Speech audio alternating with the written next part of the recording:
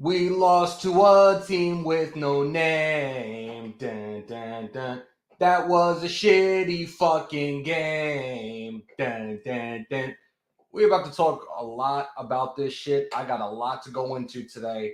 Talk That Shit Tuesday is here. And Nation!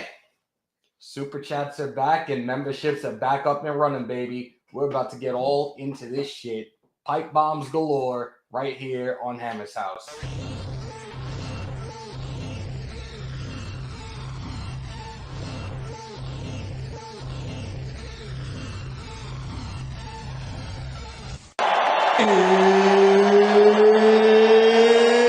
It's time! I feel like the grass is green, and everything I do is unseen. But I know that's just in my mind. I know everything is just in my mind. Do you really wanna be famous? Do you really wanna be a superstar? Do you really wanna get dangerous? Do you even know where the groupies are? Bitches out here be shameless, and I really wonder where their parents are. Look around, everything changes. It feels like I've been buried alive. Let it breathe. It feels like I've been buried. Nation. Welcome to the original house. The only house for Las Vegas Raiders and UFC content.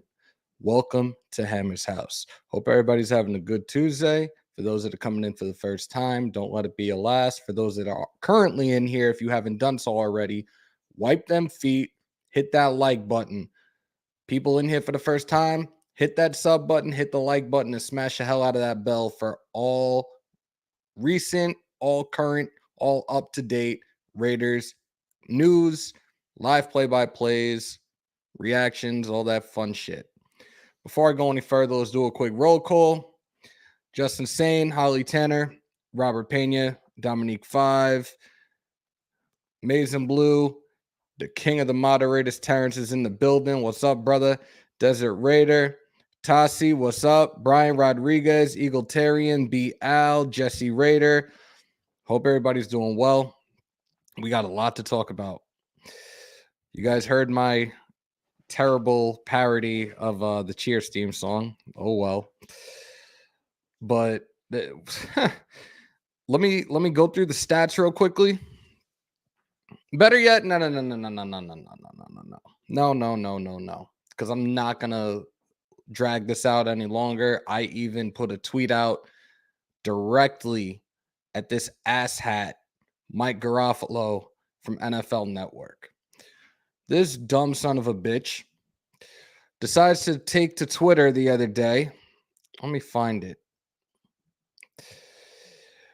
Raiders Yannick Ngakoue went low on Logan Thomas to avoid his block. In the process, he ended his season so avoidable. Players are supposed to be looking out for one another, not in this case. For those that watched the game, even if you didn't, you guys already know that Kenyon Drake broke his ankle on Sunday. And that was another thing that could have easily been avoided. I took to Twitter and responded back to Mike Garofalo. We're just going to sit here and act like a broken ankle that Kenyon Drake suffered wasn't reckless play and couldn't have been prevented as well. I swear you clown-ass reporters and league officials can never have a positive thing to say about our Raiders. We will forever be public enemy number one. Hold on one second, ladies and gentlemen.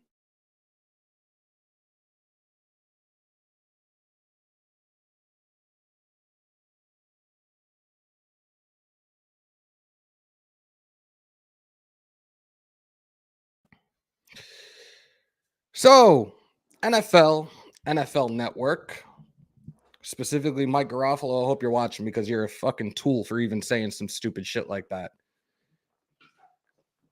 One of their guys gets hurt, and all of a sudden, because it's a Raider that did it, he should be penalized. He should be suspended, this, that, and the third. One of our guys get hurt on some senseless shit, something that could have been prevented. You're not going to fucking talk about that. Fuck you. Jorge, what's up? Ladies and gentlemen, he's here. Top flight security in the house. Uh-oh. Wipe them feet, MFs. Waking your ass up. It's Talk That Shit Tuesday. Hey, yo, Hammer, I got some New York icons pulling up today. Be on the watch. I'll be looking forward to it. Rod, what's up? Shout out from Mexico. Hammer, keep up the great job. Good morning, Raider Nation. Sinister, I got a bunch of shit. I got a bunch of shit to talk. Fuck the what the fuck team for saying we purposely injured Thomas. Same could be said about Drake. Talk that shit. Freddie, good morning. My dog is acting out for some strange ass reason. I don't know why, but he's really starting to get under my skin already. And we've only been on 5 minutes. Aaron, what's up? Queen, good morning. Raider Earn, what up, bro? Good morning to everybody that's in here. Beantown, what up? It is what it is. Daniel, Lord. I got a lot of people in here. I got to catch up to this already. Gabriel, Jesse wrote us. I'm probably missing people, and I apologize for that. Yeah, Titan's acting out right now, and I don't know why. I just dropped every single one of his toys on the floor so he can have a field day right now because we got to talk about this shit today. We got to talk about this shit. Uh-oh. Hold on. I didn't even know I had the audio running from YouTube. Good to know. I think Titan's just as pissed off right now as I am, especially seeing that tweet yesterday. Aaron Hernandez, fresh from the grave, was good. But yeah, we got other things to get into, and I'm gonna do a quick replay of the box score. Hold on. He's already hold on.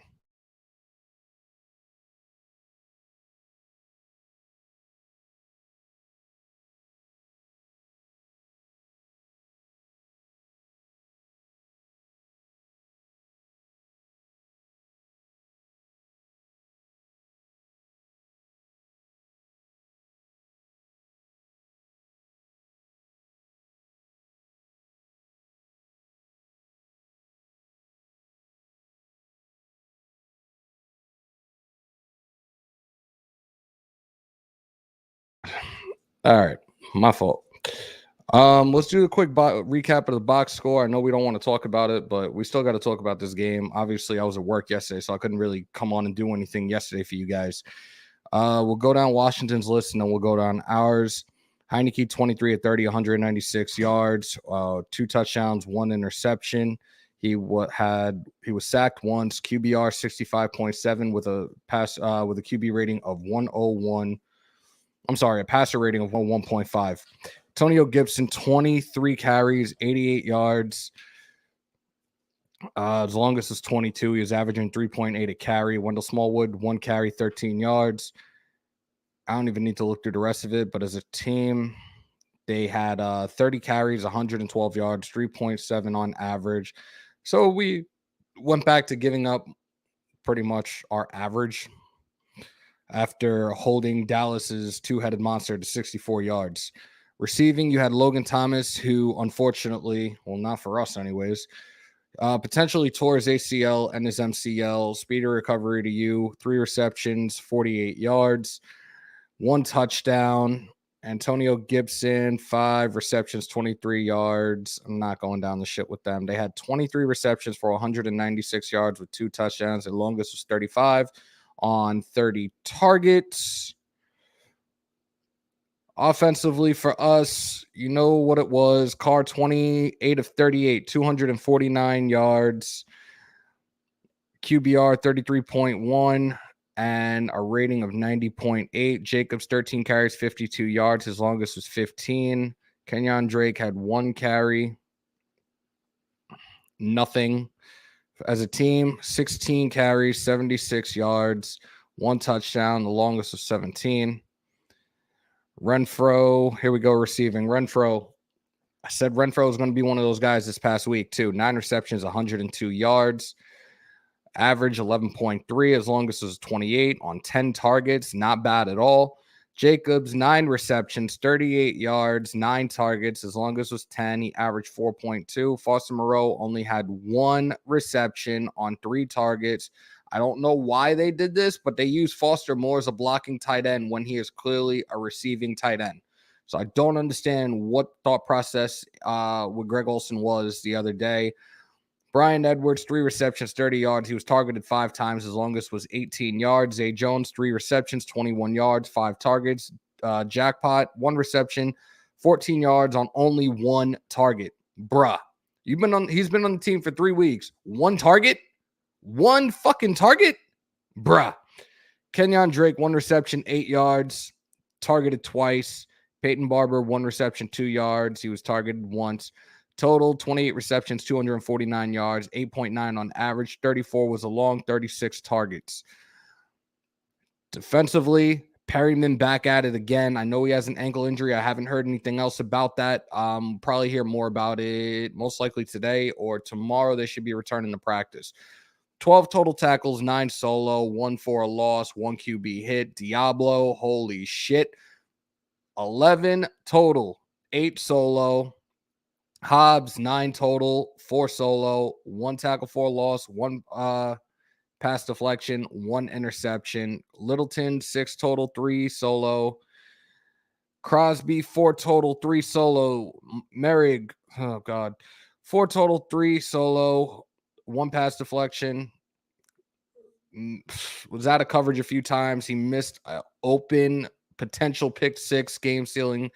He's a rookie. I'm going to give him a hall pass on that. I know people are probably going to be in here like, fuck that. He should have did it, but it is what it is. Solly, 4 total, 2 solo, 1 QB hit. I don't think there's really much else to go off of with that. Let's see if there's anything else. No, it's really nothing else to talk about with that shit. Oh, hold up. I got a new member, and his name is Lumpy Shark. Lumpy Shark. Ladies and gentlemen, yes, I said it in the opening. The super chats are back up. The memberships are back up and running. Thank you to Google and YouTube. It was a long, stressful week trying to get everything up and running. That is all back for those that wanted to donate in the super chat, for those that want to become members of this family. We have 2 tiers. Tier 1, you get the badges, you get the emojis, member shout outs, all that fun stuff. We're doing 2. Tier 2. Tier 1 is drop the hammer. Tier 2 is shields up. Tier 2, members only lives, where we could probably rewatch games together and do other things. Also, the best part about that is we're going to be doing giveaways on a monthly basis. Those that are in the tier 2 shields up tier, they will be, oh shit, I'm getting members left and right. I'm going to get to you guys in a sec. Let me finish. Tier 2 will be doing monthly Hammers.House merch giveaways. So those that are on that tier, you will be entered into one of those little wheel drawings. Whoever it falls on, you get to pick a Hammers.House merch of your choosing. So let me see who else we got. I definitely appreciate it, guys. Thank you so much. Rage Raider became a member today. Thank you so much, brother. And Justin Sane, thank you so much. Much appreciated, guys. Definitely means a lot. Definitely means a lot. I don't know why I can't highlight this the way I want to, but hold on. Super should be available. Hold on. Hold on. Rage, thank you. Justin, thank you, guys. Let me see. I think they still have it messed up. It still has 3 tiers. Yeah, that's incorrect. It's only 2. I did remove tier 3, but if I got to look back at it, I will. Hammered super chat not available for me using iPad to watch you.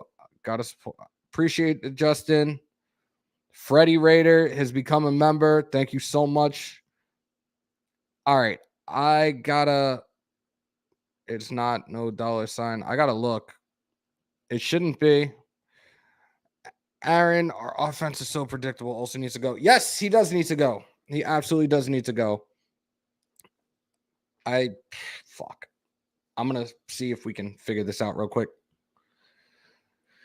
Raider Earn, what's the house rules? We do not say the G word. Obviously, we will not say that guy's name. And it is your guys' day. It's Talk That Shit Tuesday. I will have you guys pull up. I want you guys to ask questions and talk about a lot of this stuff right now. So you guys are more than welcome to come on in. But if you are on the panel, We are keeping it to a minimum, maybe 4 at a time. And also, if you're not talking, I want you muted because I don't want you stepping over anybody else's thoughts, opinions, views, insights, anything like that. That's just being fair about it. You might have to restart it all. I don't know, Queen. This shit came up that I got that email like over an hour ago saying that it was back up. Let me see. Let me just check something. I'm going to do this while I'm on here with you guys real quickly. Give me a second. Supers. Hold on. Guys, check it now. It should be up. We should be good. Justin said he could live with those terms and conditions. Love you, bro. Still can't believe we let Heineke. All right. So we could definitely talk about this game. I obviously want to talk about this game. Guys, I just hit the thing. I just turned it on. I guess it wasn't on right away. Super chats should be on. So I guess the first one to do it will know for sure. But yeah, let me see. You know what? There's one thing. If I could pull up for a minute, y'all gotta check me out. Erica Spotlight reaction on Monday yesterday. Oh yeah, by the way, shout out to Raider Earn. He has actually officially become a member of the Spotlight Sports Network.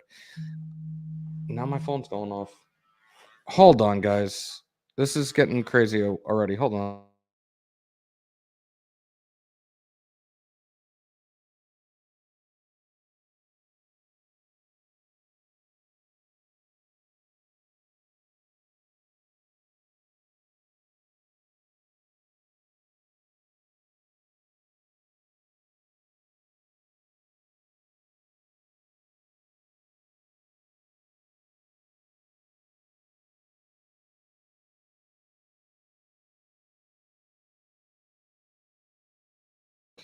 Oh my god, I love my father-in-law, but all right. So yeah, Raider Earn has officially joined the Spotlight Sports Network. I haven't even had a chance to officially welcome him, but welcome, brother. Definitely a pleasure to have you on board with us.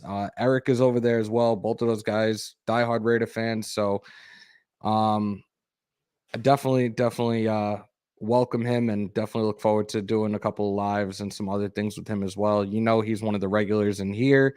And I guess between Darian and a couple others seeing him, it was like, yo, you gotta be part of this. So Justin, thank you. Knock Andrew. Guys, you see it. It's here. It's back. We're here. We're live. It's back. We are back. We are back. Oh God, am I? Is that one of the ads? Nah, we have somebody. Now that this stuff is back up and running, I actually do have a sponsorship that I would absolutely love to get with, and I'm gonna just wait a little bit for this to know that everything is fully up and running. But I already have a company in mind. I've already reached out to them actually last week, so we're gonna see what happens with that. I fucking wish. What's up? Me and Terrence and a couple other guys were talking about it last night. Let's do a petition to make me like a GM or some type of coach in some capacity. Obviously, I won't be able to not speak. I'm gonna say everything that's on my mind and put these guys in their places. If yours is not working, close out YouTube and jump back on. Raider, of course, bro. It's probably the app. No. It's good. We're good. We're good. EJ, thank you so much. Oh, you did it. You did it. Whoa. Thank you, brother. Much appreciated. Much love. Sorry I'm late. Feet wipe. Let's talk that shit. Appreciate it. The numbers. What's good, man? Gutters. How fitting for our Raiders right now. Damn. Yo, that was a kick in the dick. I just closed the video and came back. Petition me to be the fucking owner. That beard would say it all. Bills looking like won't make. You know what's funny? I actually predicted the Patriots to win that game last night too, and people were calling me nuts for that. But the Bills are another team that have been on a slide, and I just didn't trust that game, especially with the way that the Patriots have been fucking on a rise. Lord, first time super chatting. Thanks for sharing my little story last night on IG, bro. Absolutely. Thank you so much. Much appreciated. And if you guys take a look, that's supposed to be the drawing of OG Daniel. Pretty good, though. I got to give him props for that. Paul McGee, what do you got to say? We need a new GM, head coach, and offense coordinator. And Carr needs someone who's going to make him accountable.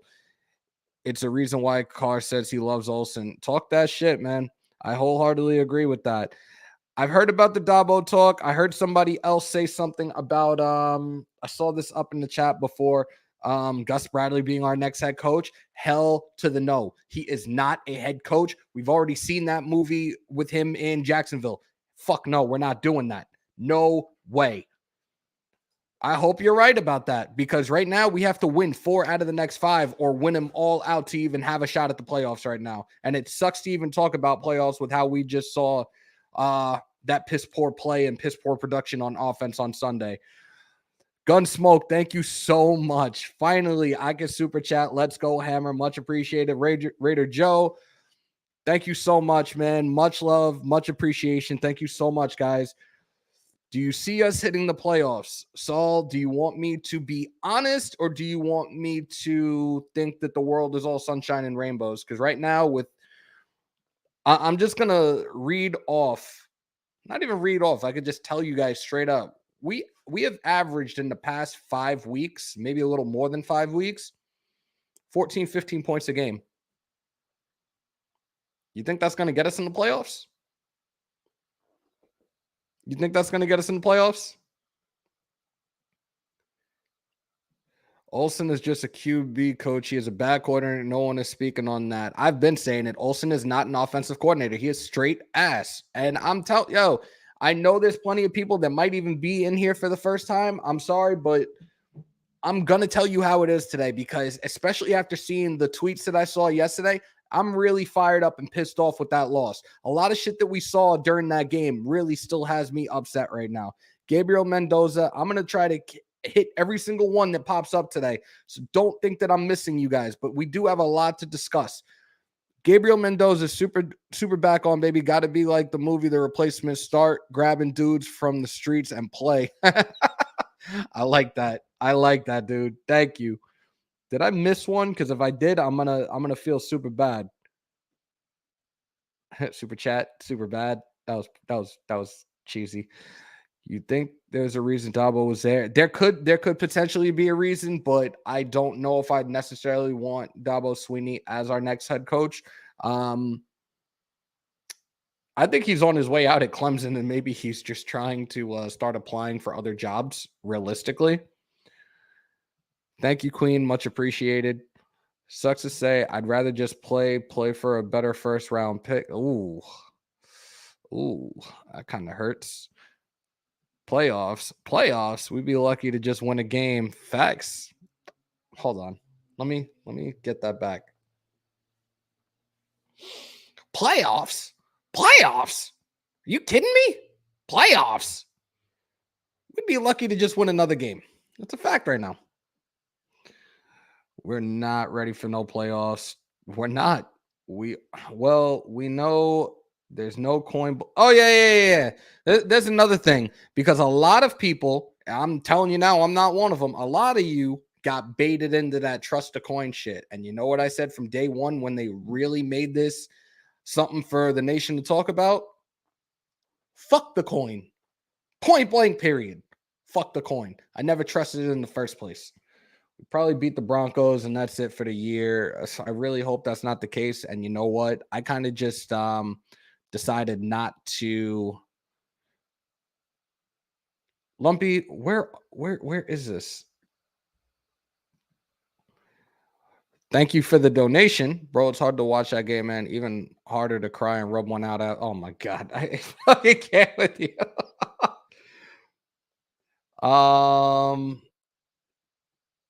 Yeah, we're not ready for the playoffs. We probably beat the Broncos. Absolutely no calls. And again, the one that really blew my mind was the call on Jonathan Abram. Bro, realistically, and I know the refs don't think this way because the refs constantly want to shit on us. Thank you, Roger Goodell. Thank you, NFL front office. Thank you, whoever else. Abram got a 2-for-1 deal, and clearly he was looking to make the tackle. Just because he took the lineman out in the process and got 2 guys down, you're going to call that? That's bullshit. You can't hit high. You can't hit low. You want to just start hitting people in the nuts and make them drop? Will that be considered a tackle? Just go low blow. That'll be the new way to tackle people. The fuck? Do you think there was a reason? Oh, I already answered that. Heard AB might be a... That's not funny. Juice, that's not funny. Juice, that's really not funny, bro. Because, and here's another thing, and I think I talked about this the other day. I did with Docs. There was an article I read that we made that stupid trade for AB. Obviously, it didn't work out for us, but we actually wanted Terry McLaurin in the draft. And because we fucking traded away draft picks, we didn't get them. So, congratulations, we played ourselves. Without our coach, there's no passion on the field. If you're talking about who I think you're talking about, there was no passion on the field when he was there either, because he more or less became PCJG. He wasn't getting into him like he once was. He wasn't the old child doll that he was in the 90s and early 2000s. No, he has nothing to do with that either. Washington got Steve. Come on, bro. Got that motherfucker fired, and the refs gave them the game. No coincidence. That's a fact. I just can't highlight you because you have that name, and I don't say that name. Card could change the play at any moment. Don't need to run what Olsen says. That's a fucking fact, but clearly he's not. Hey, Hammer, this may be the week we score 50. Nothing surprises me. Yeah, I wouldn't even bet on that right now. Let's just put it in scrubs and let them play. We haven't heard anything on him. We have not heard anything. And I thought he was supposed to be called up sooner than later, but I don't know, man. I don't know at this point.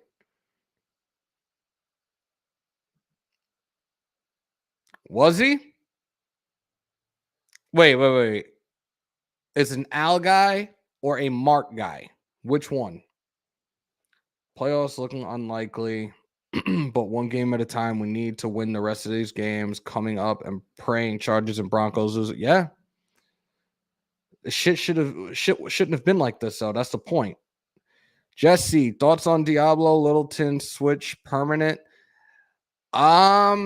First off, thank you for the donation. And second, Diablo was a safety in college. So that goes right there. We know that he can cover and move a lot faster than Littleton. Could be. Diablo got his shot and he balled out. And I'm telling you now, the core of this defense moving forward is going to be Hobbs. It's going to be Diablo. It's going to be Merrick. The young guys, man.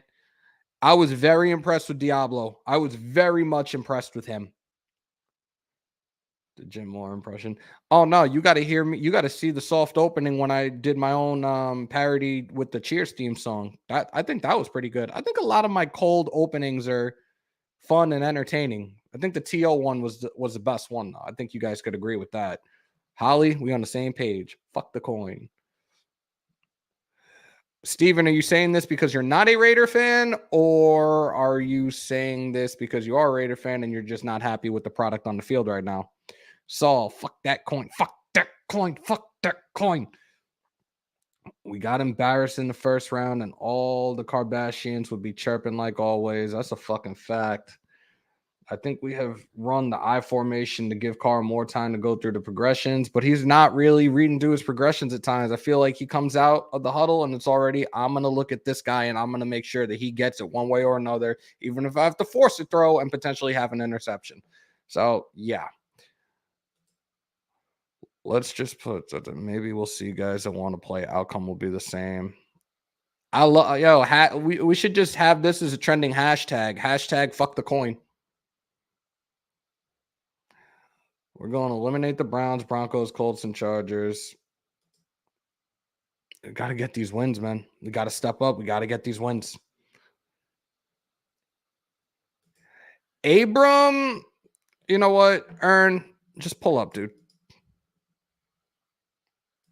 It's the only person I'm gonna have pull up for the time being, but pull up. And I'm gonna have a few of you others come on. I actually need my mediator in here too. So if you can, please pull up. What blew my mind was a refs ignored car calling a timeout. Oh, hell yeah. Hell yeah. And that was a joke. The roughing the passer on Crosby was a joke. But you didn't see Zay Jones being held, right? Dude yanking the fuck out of his jersey as he's trying to come in. Oh shit. Look who's in here. Yo, what's up, brother? What's up with you, bro? Didn't wake you, did I? Nah. I've been up. Guys, I'm trying so hard to catch up to everybody in the chat. I'm so sorry. Like, you guys come in, you flood this thing, and it means the world to me. It's just hard for me to keep up sometimes, and I am a pretty good reader. Jesse Guerrero, thank you. Welcome to the family. Another new member. Thank you so much. Those that are just coming in, super chats and the members are back up. Thank you for the week-long process between Google and YouTube. But thank you guys for getting this rectified. I know I had other people telling me it could take months. We're back up and running, so thank you so much. How you feeling today? I still am pissed off about this loss, and just I went in on a whole bunch of things with this shit. You know what? There's one that I didn't pull up yet, and I'm going to play this audio clip right now from Josh Jacobs, him calling out his teammates. Give me a second. Let me pull this shit up. It's definitely very frustrating, really annoying, really. Just starting slow every week. I feel like, and taking too long to be who we are, it's definitely frustrating, and I kind of voiced that a little bit today. I just come to the offensive line and to the receivers and tell them we gotta be who we are or who we think we are. And we gotta have some juice and some energy and some type of swag to us. I feel like we come in just stiff and dull in games sometimes. And I don't feel like it should take somebody having a big play for everybody to take to that mindset of wanting to be on that. So that's kind of just where I was at with it. Kirk used to tell me all the time, inspire the guys with how you play and the effort that you put on the field. And that's what I try to do. But some games it's just like, I don't know. It's definitely very. I'm glad somebody fucking did it. I'm really, really glad that someone fucking did it. And I've said it. I've been somewhat disappointed with Jacobs this year because he hasn't really been able to stay healthy throughout the year. But I still love that dude, man. And the fact that he really just called out his guys like that made me love this dude 10 times more. I think we all love him. What's up? I think we all love him. I think we expect a little bit more. And we're slightly disappointed when we don't get what we know he's capable of giving. Let me ask you this, bro, because I haven't really been on anybody's live. I've really been ignoring shit. I went on OG shit last night just for the fuck of it. I feel special that you're on mine right now. Thank you, bro. Yeah. Who do you put the blame on for Sunday's loss? Who are you blaming? Bisaccia, Olsen, Carr. That whole offense played like shit. The fucking defense did everything to try to hold their own. Let me get my other two in here real quickly. Let me pull the front office is definitely fucking to blame for everything right now. Hold on. Raider M. Good. Ern, what's up, bro? How y'all doing? Good. Terrence is somewhere. I don't know. So who do we put the blame on? That's a total team loss, bro. I mean, the defense played a really good game, for 3 quarters. The problem is they're not playing the fourth quarter. That last drive was atrocious. I mean, it's a total team loss. We're not getting the job handled up front. Receivers not getting separation, not catching clutch passes. Derek Carr's fucking up. He's not hitting right targets sometimes. Sometimes he gets a little nervous. I mean, all these things have reasonable explanations. I'm not going to make excuses right now, though. it is what it is. Denzel Perryman hurt us tremendously. Our defense fell apart after that. Oh shit! Look at Justin. These dropped interceptions, missed turnovers is killing us. I'm giving, it's a plethora of things. Like I said, I will give Merrick a fucking hall pass just this one time, but never again, dude. Never again. I'm not giving out no hall passes. I'm sorry. We too late in the season to be giving out hall passes, bro. You know how many times with your hands? There's no excuse. You touched the ball. Do you know how many times I have said, and it's so funny, like this matchup and the Chiefs matchup, did I not say that both Mahomes and Heineke were going to test him? Did I not say that? And look at what the fuck happened. We knew what Heineke was going to do. Well, I did. Me and Dirty did. Thank you. We, when you say we, make sure you emphasize me and you. Yes, sir. Yes, sir. You talking French? We or we? We? No, we're not talking about no. Yes. We're talking about pause. We. Pause. Yo, Pyro, you're absolutely right. The play calling was sus. If you look at the pass chart from fucking Carr, a lot of those passes were thrown behind the line of scrimmage. Yep. That shit wasn't working. Bro, and look, I get that people want to blame, you know what I mean, DC. Well, we got to blame the person who fucking put the audibles together, that put the fucking play calls together. And that shit solely lies on Oli, bro. Oli got to go, bro. I believe he put our team in the wrong fucking situations. You know what I mean? The wrong damn audibles to be called. And then DC made some questionable decisions on audibles. Don't know why you would throw it 2 yards behind the line of scrimmage when you need fucking 8. We got Josh Jacobs in the chat. You know damn well I had to say what I had to say. I'm your running back till I'm fucking old or cut, period. Talk that shit, JJ. Talk that shit, JJ. I like it. You're my boy. You know what? I'm favored in this shit too. I didn't know I could favorite fucking things on StreamYard. I just favorited that shit. That's my boy. I love fucking. You my boy, Blue. You're my boy, Blue. You my boy, Blue.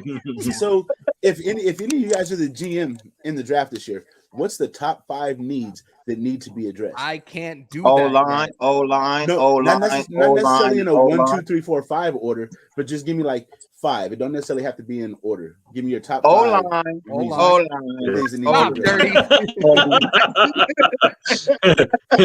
O-line. Dylan. Because I spit hot fire. Because our line blocks like shit. We're definitely going to need a left guard. We're definitely going to need a right tackle. We need a D tackle. We're going to need an additional D tackle. Maybe even 2. Linebackers we're going to have to look at because Littleton ain't cutting that shit. He can't cover a fucking nosebleed. Kwiatkowski is another one that can't cover for shit. Holy shit. Hold up. Damn. Lumpy, I love you, bro. Our whole system is old and dated. We need a young offensive mind that will play the DCs and our offensive strengths instead of trying to put a square. There it is. Talk that shit, there bro. It is.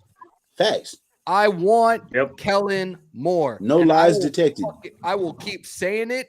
I'll beat my head against the wall until I see blood come out until this shit happens. I want Kellen Moore as our next head coach. I want a fucking young, innovative, upward trending, offensive-minded head coach right now. Kellen Moore is that answer. I don't know why. Of course, Dabo Swinney's at the game on Sunday, and now everybody's on this shit. What's going on? Dude is probably going to be out at Clemson, so maybe he's trying to apply for jobs now. I want Kellen Moore, point blank, period. Which I'm going to have to 1A. Yeah, I'm going to 1A is Moore, 1B is Byron Leftwich. That's it. Yeah, I have to Google these guys because other than their playing game, I don't really know much about their coaching stuff. So, no mention for the easiest one that we're going to be able to get for sure, and that is Joe Brady just got fired over the weekend. Like we want him. That's basically You just throw him the ball and have him dunk it. That's an alley-oop. We can have him. He got fired on his day off. But let me finish. I didn't really know much about him. It was brought to my attention that he's what made Joe Burrow down there at LSU. What kind of style quarterback is Joe Burrow?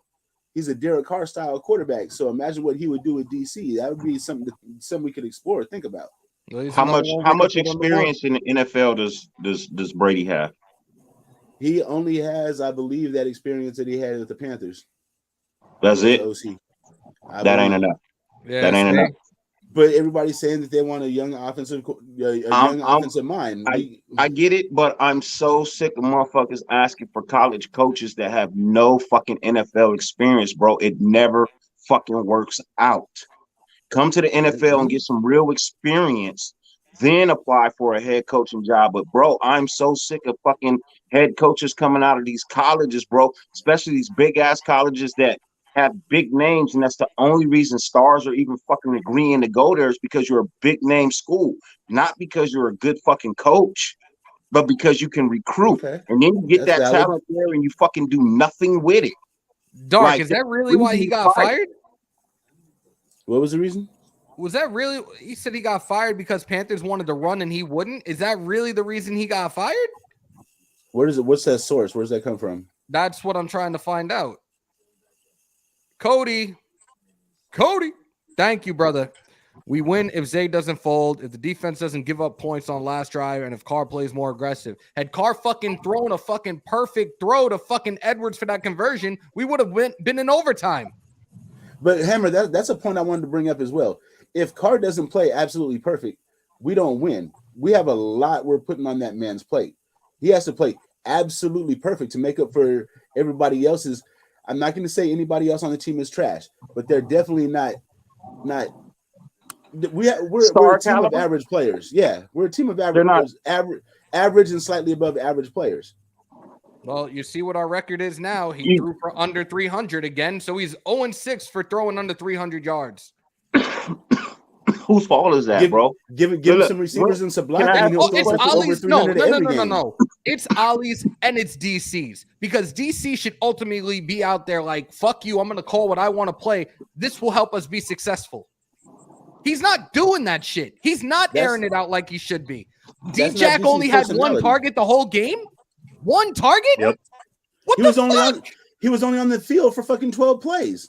Which makes no fucking sense. Why is Zay Jones out there more than him right now? Because D-Jax is injured. He pushed himself through that game. Quit knocking on him, bro. He's hurt. What's hurt, Dirty? Billy, what's good? I'm not knocking on Jackpot. I'm not knocking on him. Let's not knock on Jackpot, bro, because he pushed himself through that game. I would like to, for the guy who just sent in the super chat, Cody, bro, I would love for you to email me the film of where Zay Jones folded, bro. Thank you, Cody. Shit, I would love to see the film on where Zay Jones folded at. Show me that play, please. So if you're talking about the last play, that was a blown PI call that should have been thrown. He was literally tugging on the man's jersey. No, that was as clear as fuck. That was clear as fucking day. Right. So please, I would love for you to show me where Zay Jones folded in the game. I would love to see it, bro. I'm not bashing on you, but I'm so sick of people putting blame on shit where they say, oh, this, whoa, that. That's some shit you heard on ESPN, my friend. That is literally some shit you heard on ESPN, bro. Because Zay Jones did not fold in that game. He was held in that game. Big difference. Yo, you muted. You muted. You muted, Hammer. Sorry, guys. Chris, thank you for the donation. I think that's pounds from England. Thank you. Do we need to change front office scouts as well? Raiders had first round grade on Brian Edwards. Yes, I'm telling you now. Definitely. Like, I'm not even being funny about this, because now I'm really strongly considering doing that sports management program with the scouting shit too. Apparently, they get guys jobs in the league almost immediately. Let me be a scout. Let me fucking watch college football on a regular and eye guys that I know that we need and make the right fucking decisions or make suggestions that will help make this team better. I know better scouts on the Pop Warner level. Fucking shit. Chris, I don't want to miss you on this one. Hold on. It's kind of hard to argue that, Dirty. Joe Brady was with the Saints before he was with LSU. Oh, so he does have some NFL experience. Yeah, he was with the Saints for 2 years. Offensive assistant. Didn't say what position or anything. Just said offensive assistant. We got Kellen Moore. He has that Kellen Moore mindset. Like, okay. I'm coming to Vegas next year. Tell Mark Davis I'm ready to sign. I'm a Raider. Talk that shit. Come on, Kellen. We waiting for you, bro. Okay. Bro, I'm sorry. I know everybody's blaming the whole team, bro. I'm literally blaming the offense for that fucking loss. One appearance in the red zone, cuz. One appearance in the red zone. Hello. Yep. How that game don't fall on the offense solely, bro. Look, the D did everything they were supposed to do for 3 quarters, bro. They got to a point where they was tired of being on the field because the offense wasn't moving the damn ball. You can only play with so much energy, bro. Now, Gus Bradley did fuck up by not taking out Faison and putting in Trufant when Faison was getting roasted, but he was the weakest part of our defense. Everything they wanted to do, they did on his side of the ball. What else is new? From the KC game, they've caught that motherfucker with his pants down on a week-to-week basis, man. He's a practice squad guy. He ain't that answer. I pray that Mullen is back on Sunday. Mullen better be back on Sunday. He got it. I hope so. It really don't even matter at this point, honestly. Pyro, everything matters until D-Jack's open on every fucking play. That was our crossroads game right there. That was like, are we gonna get our shit together, or are we gonna fall back into the same shit like we have been? And he wasn't open every play, but I know 3 plays for a fact that I saw where he was wide open and he just didn't get hit. But you got to look at the whole field. DC's not looking to that side. You know what I mean? He's got pressure on one side and he's trying to move, but that's only one play. There was one play where I can't make an excuse for him at all. And then it was wide open running into the same fucking lane as where he threw the ball. He just didn't hit him. You know what I mean? So there's a lot of shit, but you got to also understand this is late in the game where he's fucking frustrated and he just wants something to happen. You know what I mean? So he gets to playing a little bit faster, but I am so sick of us fucking not running a no huddle. We run a no huddle with less than a minute left in the second quarter, and that's it. Or less than the third quarter, whatever that is, when we finally scored a fucking touchdown, we decide to go with no huddle and run. Why the fuck can't we do this at least half the fucking game? Because there's no fucking energy from this team at all. They call like it from the jump, from the start of the season. They're fucking starting off these games flat as fuck. What needs to happen? What needs to happen to wake them the fuck up? We need to receive instead of kick off. We need to get the ball first instead of fucking kicking off. We need to come out aggressive on that first drive like we did against the Cowboys. Get some shit going, get the fucking morale going on the team, so everybody be fired up and got you know what I mean? Got some. You heard what Jacob said. It shouldn't take for them to be fucking motivated. They all need to come out fucking motivated and ready to go. Yeah. Well, your check don't motivate you. This is what you get paid to do. This is what you did growing up for fun and weren't getting paid for it, and now you get paid for it. Your check don't motivate you. That contract, your livelihood wouldn't motivate you to play football. Thank you. Obviously, it's not though, Dirty. You know what I'm saying? We gotta try something else. That's what I'm saying, bro. Like this shit don't make no fucking sense, bro. You're getting paid millions of dollars to play a fucking child sport. To play a child's game, you're making millions and millions of dollars. To play a man, it's not even a man's game. It's a child's game. Carr ain't under no microscope. He's making the same rookie mistakes. He's not making the same rookie mistakes. He's making veteran mistakes where he's trying to push the ball too much. Those aren't rookie mistakes, bro. They're not. Too hard. He's not a rookie. Everything is on his plate. Yeah. He's trying to make shit happen. He's trying to do what everybody in the nation is asking him to do. Make shit happen. Right? Yeah. So he can only try. But there's 2 sides of the fucking ball. Raid, pull up. I throw it, you catch it. If you don't fucking catch it. Raid, pull up. Because we talking football. We ain't here talking any other shit right now. Come on in here and talk, bro. I want to hear what you got to say, bro. What to do, Raid? No, I'm not talking nothing else, bro. I'm literally pissed off at the offense for only making one fucking appearance in the red zone. And for some reason, everybody keeps skipping over the fact that these niggas only got to the red zone one fucking time. You know what the problem is, Dirty? It's the play calling. And it's that the offense is put in a situation where we have a team that's built to run the ball, but we can't run the ball. So the defense knows that we're going to be throwing all the time. So they just play their whatever fucking cover this, cover that defense, and they lock us down like that. You know, the dumbest thing, they know that we can't run the fucking ball. Paul, the dumbest thing that was said by our organization this year, the dumbest thing, sorry, Hammer. The dumbest thing was only telling the NFL that we're built to fucking pass and not run. You don't fucking tell people that shit, bro. You don't go around telling the NFL your offensive line is built to fucking pass, not to fucking run. So now all they do is sit back and play the goddamn pass. Facts. Paul, who do you suggest as a defensive-minded coach? If you think that's the route we should go, who do you suggest? I'm real curious to hear this one. I like an offensive-minded head coach with a extra veteran defensive coordinator. Yo, if I'm Kellen Moore, do you know who I'm calling up as my defensive coordinator? Wade Phillips. I don't give a fuck. Bring Wade Phillips in. Bring Wade Phillips in. No, you know who I'm calling? Rex Ryan. I'm calling Rex Ryan and his brother. I'm calling Rex Ryan and his brother. Both of them. Both of them. I would love to have Rex too. Rex is a funny motherfucker.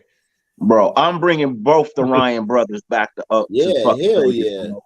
I'm bringing them both back to the fucking organization, bro. I like how they coach. They both are hard ass fucking coaches. They don't take no shit, and they'll cuss you out on the sideline and send you to the locker room if you don't get with the program. And that's what we need. That's what we need. And Queen, smart as shit. He'll make a bigger difference in fucking face than it is right now. Bro, when we had Ryan, bro, our defense was top defense. Yep.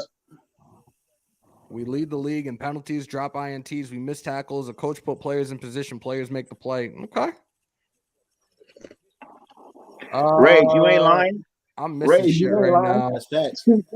Medwin, 2 words. Garrett Wilson. Garrett Wilson. Who is that? Ohio State receiver. Oh, okay. We've already said we're not taking anything out of Ohio State. It does not work out for the Raiders at all. Dirty. How would you feel about taking out another wide receiver number 1 from Alabama that fits the same Henry Ruggs mold in Williams? Oh, Jesus. Number 1. What's not? Yep. He looks like a Henry Ruggs clone to me. Hey, look, if our number 1 pick ain't an offensive lineman that's at the top of the fucking bracket, I don't want to think about it. Wow, yo, Lumpy, that's fucked up, bro. Thank you for the donation, but that's fucked. Carr is literally trying to carry this team on and off the field. He's driving an offensive system that might as well be a Pinto because we lost our Corvette. Wow. and then being talked about why he can't win the race in the Pinto. I can't even be mad at that statement, bro. I can't even be mad at that. Lumpy always comes out with some crazy ass shit. I'm Hey, but that shit's so real though. It might be crazy, but it's real as hell. It's a fucking fact. Oh, he ain't lying. And why'd you have to call him a Corvette? Because that's what he crashed? That's so fucked up, bro. That's so fucked up. Oh, shit. Y'all didn't get that right away, did you? I did. I did. It flew over my head. Glance over it. I was literally just trying to glance over it. But Jackson, what's up? You now. Oh, shit. Yo, ladies and gentlemen, straight from the Mossy Projects. Ho. It's your boy. Ho. Now tune in to motherfucking greatest Raider Nation. I'm your next president of this team. B will make the Raiderettes better. Hammer, love you. It's over, Jason. That's a hell of a reach. That is a hell of a reach, Prez. There's no way in the world he comes to Vegas. If it ain't your place, he's not buying it, bro. Ladies and gentlemen, Raid the Tape is in the building, aka Chance the Rapper. I know you get that when you walk around, bro. You definitely look like Chance the Rapper. No, I don't ever get that. I'm gonna get you a number 3 hat, bro. I'm gonna send it to you directly. All right, for sure. Do it. I'll wear it. If you do it, I'll wear it. Yo, when does that tape come out? When does that tape come out? What is that? What's good with y'all, though, man? I see what's good with it. Jason, Dirty, Ern, what's good with y'all, man? Hammer, appreciate you having me on. Yes, bro, you're always more than welcome in here. I definitely, when I get a chance, I check your content out as well. And you're another guy that I respect the hell out of your football IQ. And you're always like what you bring to the table is always valid. So you're definitely one of those guys that's always more than welcome to come on and speak your mind, bro. Appreciate that, man. What's going on though? What's the topic of discussion? I'm pissed. We're talking about this game. We're talking about this offense. We're talking about you got people in here talking about the head coaching search now and everything. I took a shot. I took a shot at one of these assholes from NFL Network. Mike Garofalo, you fuckboy. Yeah, I did it again. What? So I'll be honest. I've stopped in your show and hit the thumbs up, you know what I mean? But then clicked off because I've been ignoring everybody, bro.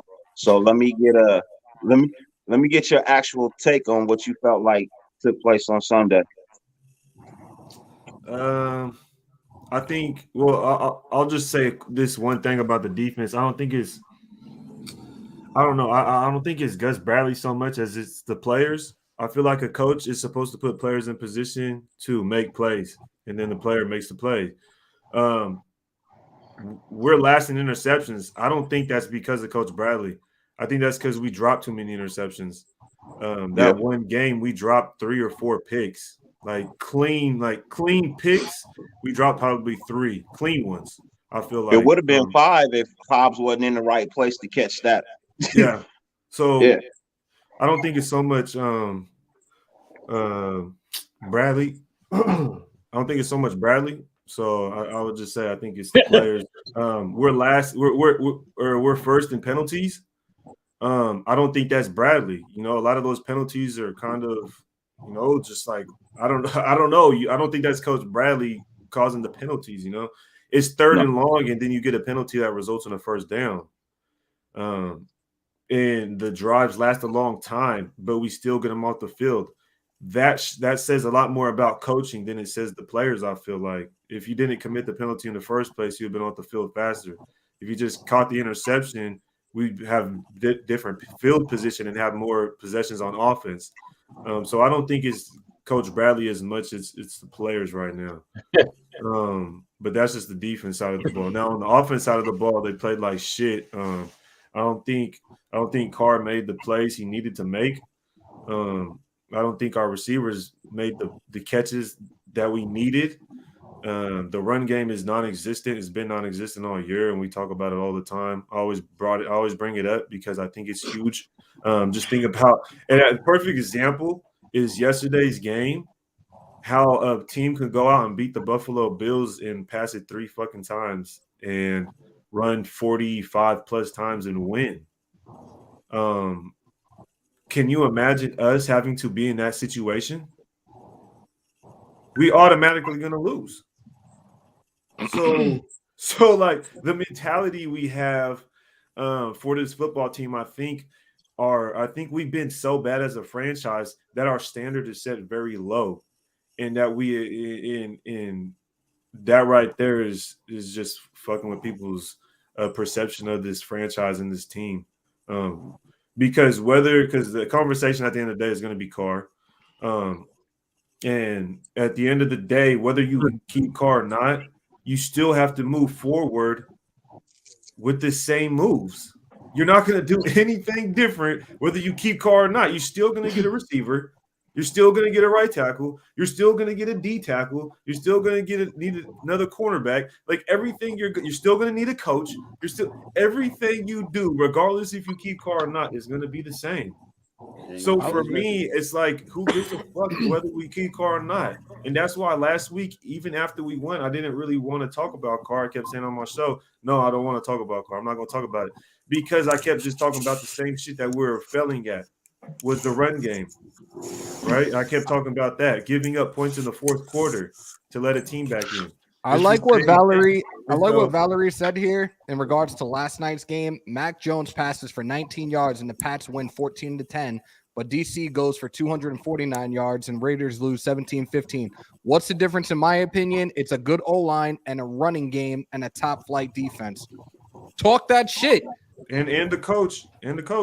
Yeah, I was gonna say that dude's a fucking genius. and the coach. So I mean, it's not. Now you know what's funny. Really, the thing is, I'm also not really that upset because I predict our record to be 9-10, and I like Derek Carr, but I predicted us to win 9 or 10 games and make the wild card. I know a lot of people that don't like Derek Carr, but they had higher record predictions than me. So I just don't see how that computes. But then also you lose your coach, you lose a receiver, but you still think we're supposed to win. If you had us winning 12, 11 games, right? How many fucking games we're supposed to win if we lose our coach and Ruggs? So that's just, I don't. So at the end of the day, who cares what happens with Carr? Like, who gives a shit? We still have to move forward. Whoever the quarterback is, we still have to move forward doing the same thing.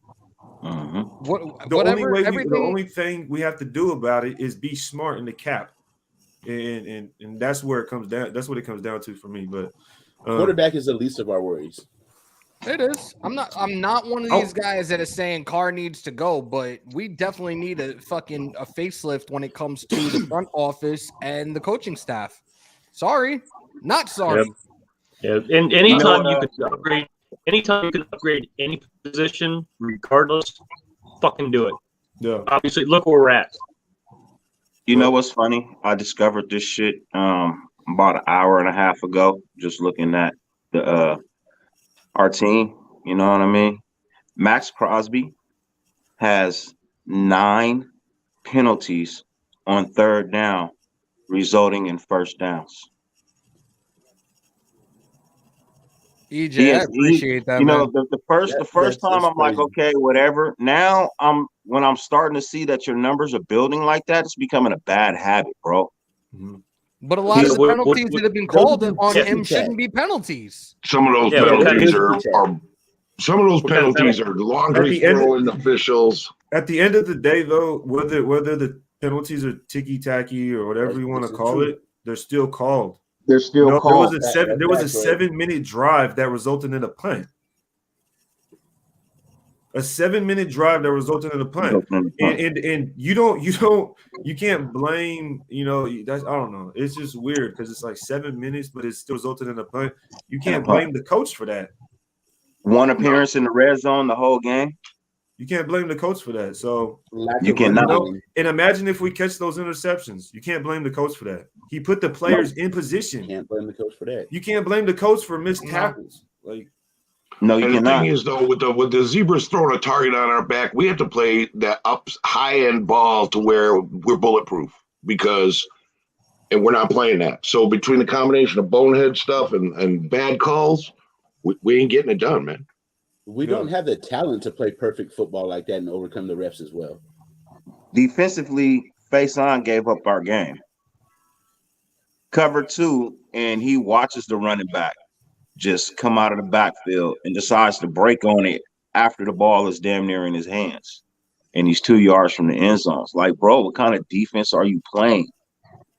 Put in the veteran Faison, take Faison out, put in the veteran Trufant at that point. You know what I mean? I agree with that. He's a better corner. Now, for whatever reason, I don't know why he's not playing as much, but I feel like we all know he had a better career than this Faison character. And I would trust Trufant more in that 5-yard realm than I would trust Faison in that realm. He's been giving up the whole damn game.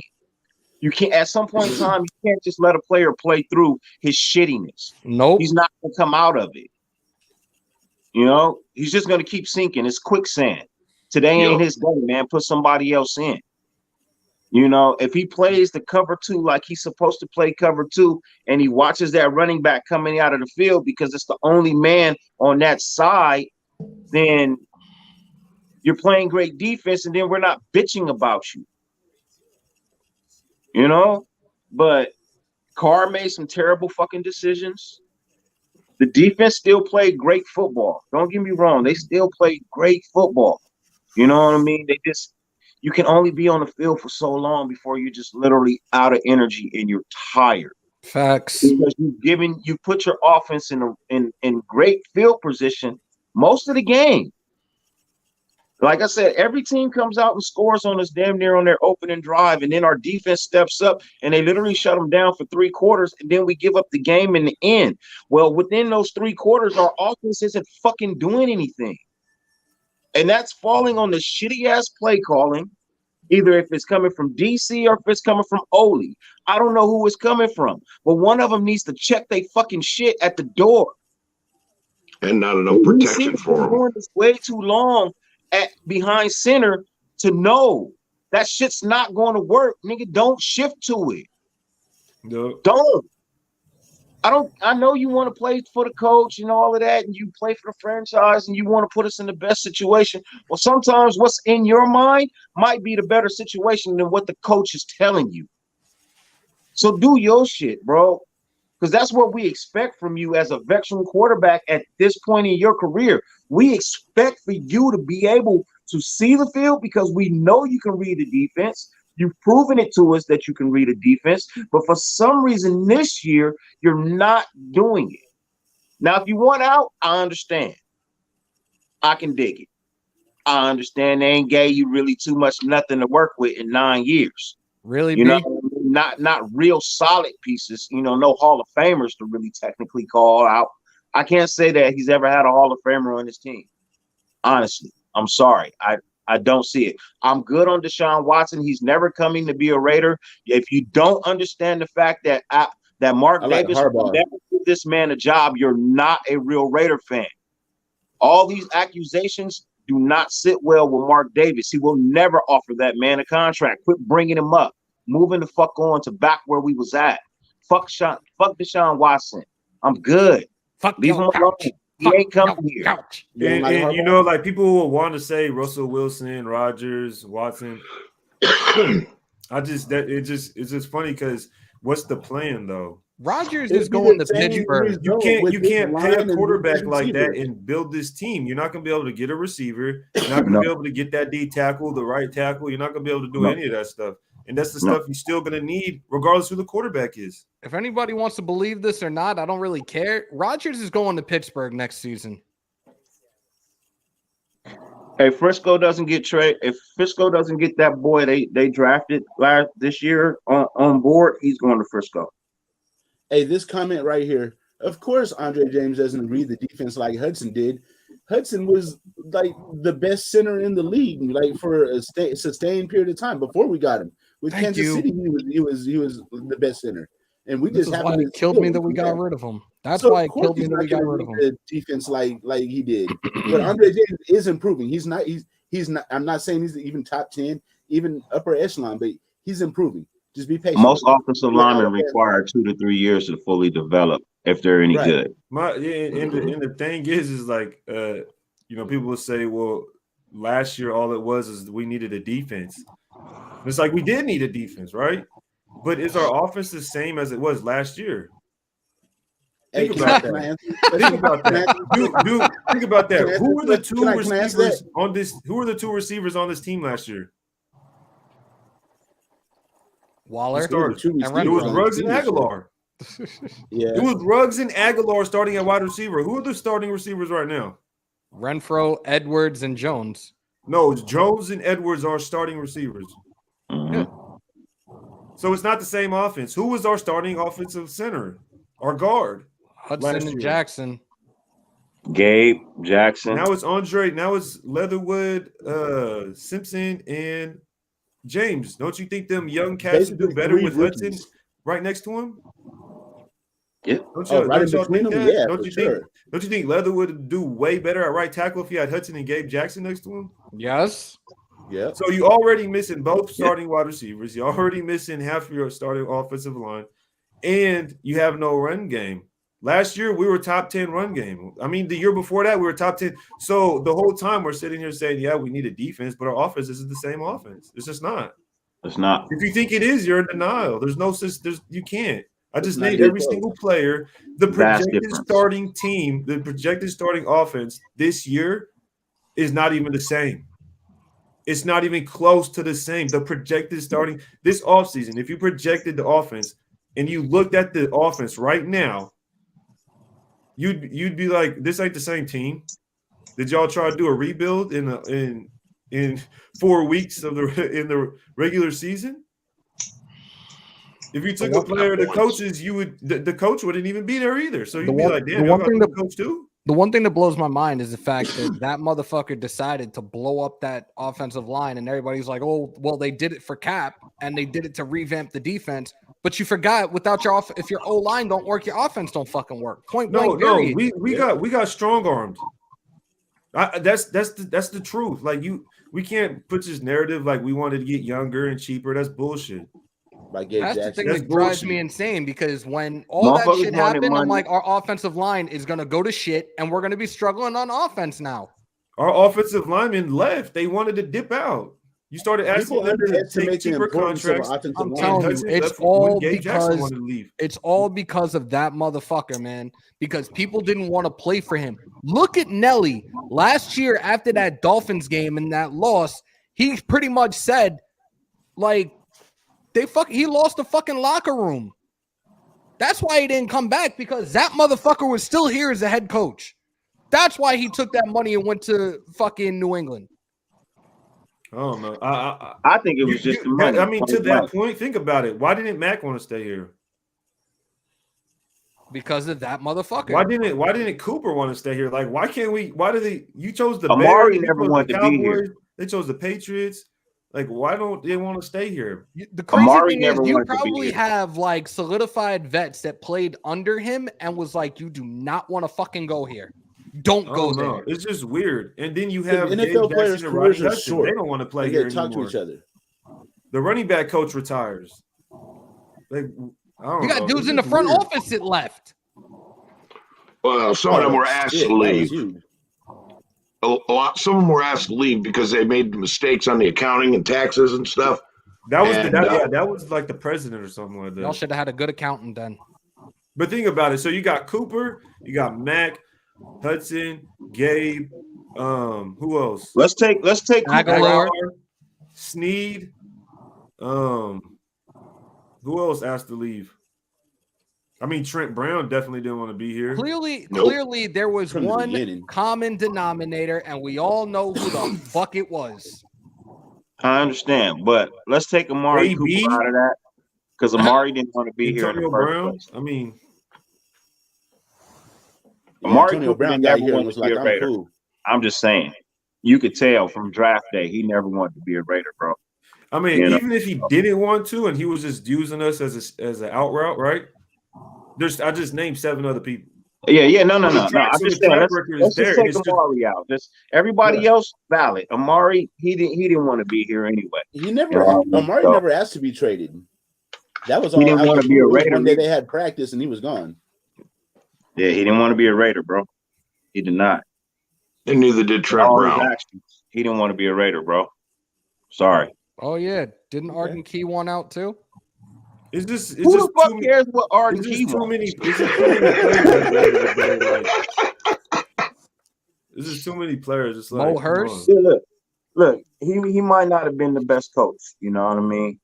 We as fans, we don't know. We can assume by putting up together all of this, these facts, in our investigation. Yeah, I get that, but we as an organization fucked up by having people leave before the season even started, fucking with the front office. You already got that turmoil now. Now you lose a head coach. Now, are we in a better position by not having them? Yeah, maybe we might get some players back. That's fabulous. That's great. That's one of the other side of the coins that works out for us, right? But our organization has been so fucking dysfunctional since the preseason, bro. And we as fans have high hopes because we overlooked that. But dysfunction back to decades. It's just, this shit is crazy this year, bro. Like, I've never seen an NFL team I've never seen a sports franchise team go through as much dysfunction as we are fucking going through this year. This shit is ridiculous. This makes no sense. And it's just trickling down to the fucking football field and the performance from the players. Like, it starts at the top. So if your top ain't solid, you know what I mean? What do you expect the bottom to be? You know what I somebody mean? put in the comments in here about Assembly wanted out too, and referred to John Gruden as two-faced. Is that true? That. Hey, fucking OG. What? Put him in timeout. What? You're not supposed to say his name. Oh shit! Forgot, man. Security. Assembly. Okay, here it is. Brad? Assembly two. Where's Said he didn't like that motherfucker. Call him a snake or two-faced. ONT6 Soldier, thank you for the donation. Raid, you get the all 22 film yet? No, I haven't got it yet, man. I gotta check mine. I'll probably check it tomorrow and see if we can do something with that, because I haven't had the chance to really look at it yet, because yesterday was 16 hours. All right, let's make sure that we highlight all the plays, not just the one play where he overlooked Deshaun Jackson. I need to get somebody to do a compilation for me on a weekly basis to do hits of the week, so we could put something together for that shit next. Yeah, it's a ton of plays. Even Queen said it. Timeout, OG. I'm muting you for 2 minutes, bro. Whatever. OG. Look, a ton of players didn't perform on the offensive side of the ball, man. Point blank. Yeah. You know what I mean? We're not just gonna put it on one man. You know what I mean? He's not out there by himself. It's still a team fucking game. And overall, nobody on the offensive side of the ball put up a valid performance to distinguish themselves to say, hey, yeah, you went all out. No, you didn't. You didn't. That 11-man side of the ball fucked us. Point blank. They fucked the whole nation. We're not doing nothing. The most valuable player on the offensive side of the ball is fucking Daniel Carlson. Are you serious? Makes no damn sense. All right, you're unmuted, bro. Oh, excuse me. I have to go punch my door. Hold on. Shit. Yo, he actually might have done that already, because I went from 4. Well, technically it still is 4 because I have 4 people and myself. So technically I have 4 on the panel and myself. He got mad. Oh, you got 5 in here now. I'm leaving. He probably put another hole in the door. Look, OG, I love you, but I gotta escort you out the house for a minute. What? That's my security. Prez, man. Guard, yeah.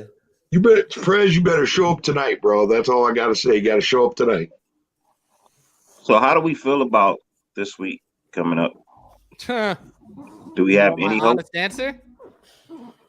No. What do we need to? What? I mean, I honestly feel like we don't win without Waller. I need Waller. I would love to have Waller back. I would love to have Harriman back. You know what I mean? As much as I liked how Diablo played, I still feel like Littleton coming back in, because he knows the defense. Even if he can't play the whole game, some of the game, you know what I mean? But these day-to-day players, they need to be activated come Sunday. Because if we got to go in with what we are left with, man, then there's no point. I mean, there's always a point, but you know what I mean? Like, what is the reality of that situation? I say that we hire Paul Gunther for the week. The Code Master. And you allow that name on here? My God. Yeah. Hey, Hammer, put yourself in time out. We'll run your podcast for a minute, man. You time yourself out, bro. Get him, Prez. Hey, man, I hope we get Mullen. We need Mullen back, man. In here from the land down under. Yeah, we definitely need Mullen back against this team. Definitely. I'm being funny about that shit. There's no way. We were having not Gunther, Mullen. We were having one of those voice chats in Discord last night, and somebody said that shit, and I told them straight up, I'd rather shit in my hands and clap. So I really hope Mullen's back. I hope Waller is good to go this coming Sunday. Everybody's got to be all hands on deck right now, but y'all better come out with a fire under your ass and make something happen this week and the next remaining 4 games afterwards. Because right now we're not going to be in the playoffs if we keep this shit up. We're not going to be a wild card if this shit keeps up. Well, good Right thing now, about I'm like a Kansas John City Cena is we fan. won't struggle against I the run can't do it. game. That's a fact. So you still think we're a wild card? I don't right now. I don't think we're going to get in the playoffs if this shit keeps up. We really don't have a chance right now. Unless we do our job and get some fucking help along the way over these next 5 weeks, our season might be over right now. And I'm yeah, I tired of said it. depending on If other somebody, teams, if y'all bro. feel some type of way, I'm not sorry. It's not an insult. It's a fact of life right now. That Washington game was our crossroads game. That's are we going to get our shit together, or are we going to fall Or to the we're wayside? done. We fell to the wayside. We're done. I feel the same way. If we don't beat Kansas City, we're done. I think it was a Washington Lumpy game. said we have no passion. We with really that, need a OG. coked up Michael Irvin getting dudes hyped out there. Oh my god. Why not at this point? Fuck it. Give it to him. Vegas is the land of cocaine and hookers, man. Go get it for him. Shit. There we go. Get him out there. I would love to make the playoffs, but the reality is that Washington game was a tall tale, man. It was literally a tall tale. We're not a I playoff team. don't see playoffs again, bro. We went real, from being I don't. second in the conference to being fucking on the outside, Well- way outside, binoculars and all looking in. It's a fucking sin that this shit happened. This should be a 9-3 It, football. well, it was. You got to think what happened. We were 5-2, went into the bye week, and then we came out and dropped 4 games, and been 2-4 since. Fucking Yep. Or embarrassing. 1-4. Did I not And this say? is right after saying that we're not going to make the same collapse that we did last year. But We did I turned not around say and I made was the same nervous I didn't about collapse. the think we bye? would. Did I Deja not vu say all that I was over very again. nervous about the bye? Yeah, but what happened? Exactly what I thought was going to happen. No, Ruggs got into the accident the bye week. Mhm. At Yeah. the end of the bye week, so we didn't have a chance to make an adjustment. We Yeah, the ever since people. then we've been 2-4. My response to this is Bring back our net then. fuck no. Want him gone before he was gone. Pretty much. I predicted his downfall. I don't give a fuck. Was that the Bro, game this should against be a Miami where 9-3 he, football team. Easy right now. You guys remember this play? Which play was it? He got burnt on the left side against the receiver, and then the receiver fell down. He ran past the receiver. Then he didn't touch him. Receiver got up, kept on running, and I think that was against the Steelers. Trayvon Murray came and cleaned that up. That was against At the that Steelers. At that point, I was like, man, I like Damon Arnett. I like his swag and everything. But right then, I was like, this ain't gonna work. You ain't in college no more. That was right there. I was like, this relationship ain't gonna work. It ain't gonna work. Why can't we get a late bye, man? Why can't we be one of the NFL teams to get that late bye in the season? Can we just do away with the bye? Who are we again? That's why. I don't even think it's the bye necessarily. I just think it's just Ruggs incident. That's it. I think so too. I think after losing your head coach and then this happens during the bye, man, it's got to put some weight on you. It's we out of our heart. Yeah, it took its past couple of years. We've been showing historically bad after the bye. For the last couple of years, we have been historically bad after the bye week. I mean, last year we won 3 straight games after the bye week. We lost 2, and then we won 3 straight. Yeah, and still missed the playoffs. Yeah. Weren't we already thin at receiver? But when we that ain't happened won with Ruggs? shit. We had only 4 won at 1 that game point. since the bye. If we would have won 3 straight games, the attitude, the attitude, and everybody would be completely different. If we won 3 straight games anytime during this part of the You said the that season, licorice convict. I'm fucking weak. What am I missing? I think he's talking about Arnett. Oh shit. Yo, Yeah. I'm done. Yeah. Did he say something untrue? I'd have to look it up again, but last year and the year before, we won three games in a row after the bye. So could you imagine winning 3 straight games like any time during this? We'd be 8 and at this point we'd be 8-4. Yeah, 8-4. We should be 8-4, 9-3. That should be our record right now. Yep. 8-4, 9-3. That should be our record right now. The last 2 seasons we didn't lose our head coach and wide receiver though, and some crazy. Yeah, I know. It's like I said, it's been a shit show this year. It's been dysfunctional since the word go. But So what y'all plan? What? So I think pretty much this. I'm calling the season myself. I had us barely getting into the playoffs. That was in the offseason with 10-9 wins, and with everything that's happened, I got to take a notch down. So I'm looking at 7-8 wins now, and missing the wild card. So with everything that's going on, where you guys stand? If we don't win all 5 games, that's a wrap. No. I'm saying, where do you guys stand? Like, at this what point, are you calling at 7 this point? wins. 7 wins. We'll be lucky to get one more. We're playing Kansas City this week. They have our number, and we're playing awful. They're playing their best football of the year. I don't think that's looking good. Looking at the Cleveland game, okay, let me ask you guys, what do you think Cleveland's strength is? Their run game. And what's our weakness? Our run game. Stopping the run. Well, I'm sorry, defense. You know what I meant. Yeah. So that, to me, that's already that's a given right there. We're out on that one. Our next game after that is Hold on, just to add to that Cleveland game, like we play in Cleveland, right? Yep. Mhm. And what time of the year? Yep. December. So I mean, how hard is it going to be to sling the ball around like everybody? It's going to be just as difficult as it was. All right, I'm gonna get all scientific on you now. And we're a dome team now. Through December, we're going to have in this country, we're going to have one of the warmest Decembers in record in history, according to scientific data that's showing jet stream with a constant high running through the month. So we might not have that bad weather. Sorry, I had to nerd out on you. Potentially. But whether it might be windy or whatever. I don't think you're just going to be able to sling it around. Whether even if it's not the weather, just slinging it all over the Browns defense. All right, I mean, that's a task in itself. So yeah, but the Browns were shooting themselves a lot in the foot, even with their run game. Dude said, "I'm gonna go to a coma. Wake me up when we ever make the playoffs." Oh my god, it's gonna be a minute, bro. I'll be happy to be alive then this year. And I think the only game we technically win this year, if we keep playing like this, will probably be the Denver game. You know what I mean? That will be that one win that we pick up if we keep playing like this. Like they really need to light a fire under their ass, bro. They could still make the playoffs if they win every fucking game from here out. They still have a legitimate shot. You see us at 7-10 around there. I'm at that point now where I think it's 7-10. And it sucks to say one more.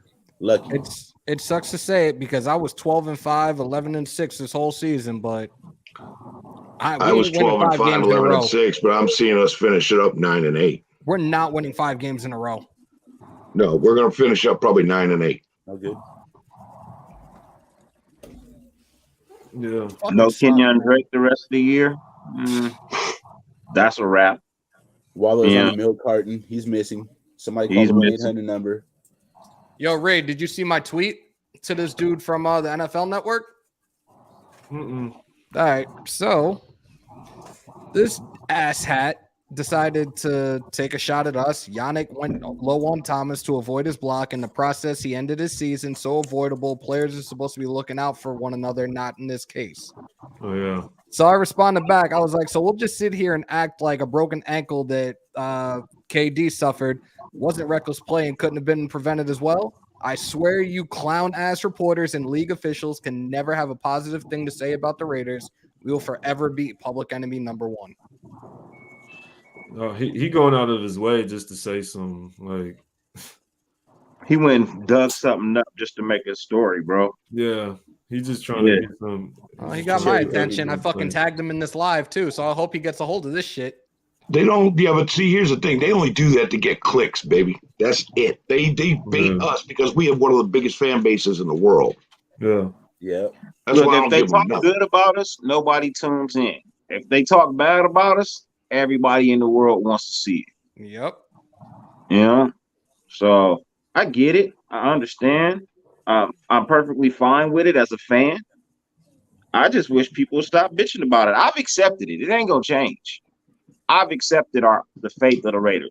Now, all I need is for my players to go out there and fucking perform. Stop making stupid mistakes. You can't blame the NFL for everything. Some of these mistakes is blatant ass mistakes, and fans, oh, he didn't do that. He did do it. I'm watching the tape. I saw him fucking do it. Shit happens, bro. Shit I happens. better not hear about But in that the end, fucking he coin. did not- I'll show you a magic trick. It goes choke on this quarter and get your ass kicked out the house. I'll call an ambulance if you can't breathe. Yeah, are We you said it able to, before, and I'll say it That's again. no Let's get this referees, bro. trending. Hashtag fuck the coin. We got are to you stop. able to letting- look up because earlier you said Crosby had so many penalties on third down or something like that. Are you able to look up like offensive line penalties on third down? Shit. I would have to go back and research and look. You There's know a we lead the possibility. league in that shit, though. No questions asked. There's a possible. I could possibly find Probably it. just one I just player gotta that has do it. more than other teams. Yeah. Because I literally 70 is going to had pan kids out, for the- but for the just Crosby it's hard backs, being bro. patient. It's nine third down penalties for first downs. Two of them maybe shouldn't have been called, but yet and still, you're still putting yourself in a bad situation. You know what I mean? That's just too high of a number to say that all of them shouldn't have been called. You know, like I love the motor on Max Crosby. I'm not telling him to change up his game, but you gotta learn to stop. Sometimes he like that dude from Mighty Ducks on the skates that couldn't stop, was fast as fuck but could never stop. You know what I mean? Like, I think he needs to work on his holding himself up, like stopping a little bit, bro. He just don't have no brakes. All gas, no brakes, bro. I think a lot of that is from frustration because he's held on every play, so it makes him go extra hard. So he's like turns himself all the way up. You know what I mean?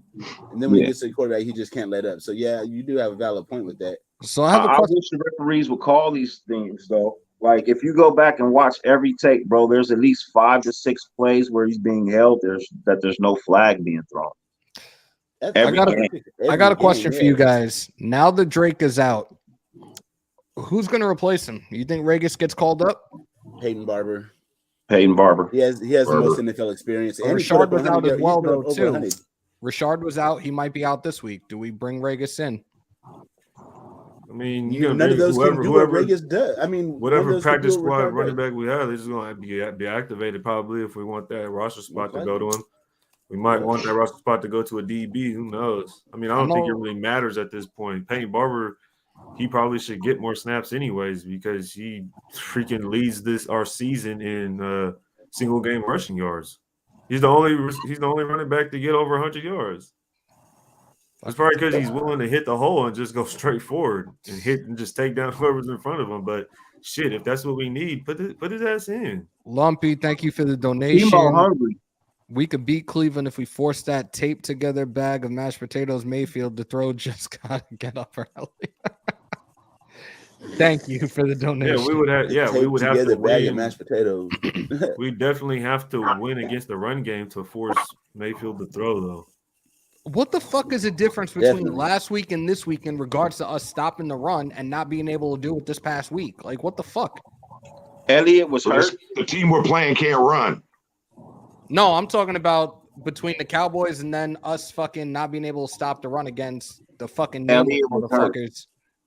Elliott was hurt when we played Dallas. He's been hurt. No, yeah. How many games do we have like that? So I feel like that was the only one that we really shut on the run. It was just that one. It was just Elliott that one was game. hurt. It was just that one game. But Wait, even then, Dak was still Damian threw. Square in there? Dak still threw for almost 400 yards. So exactly.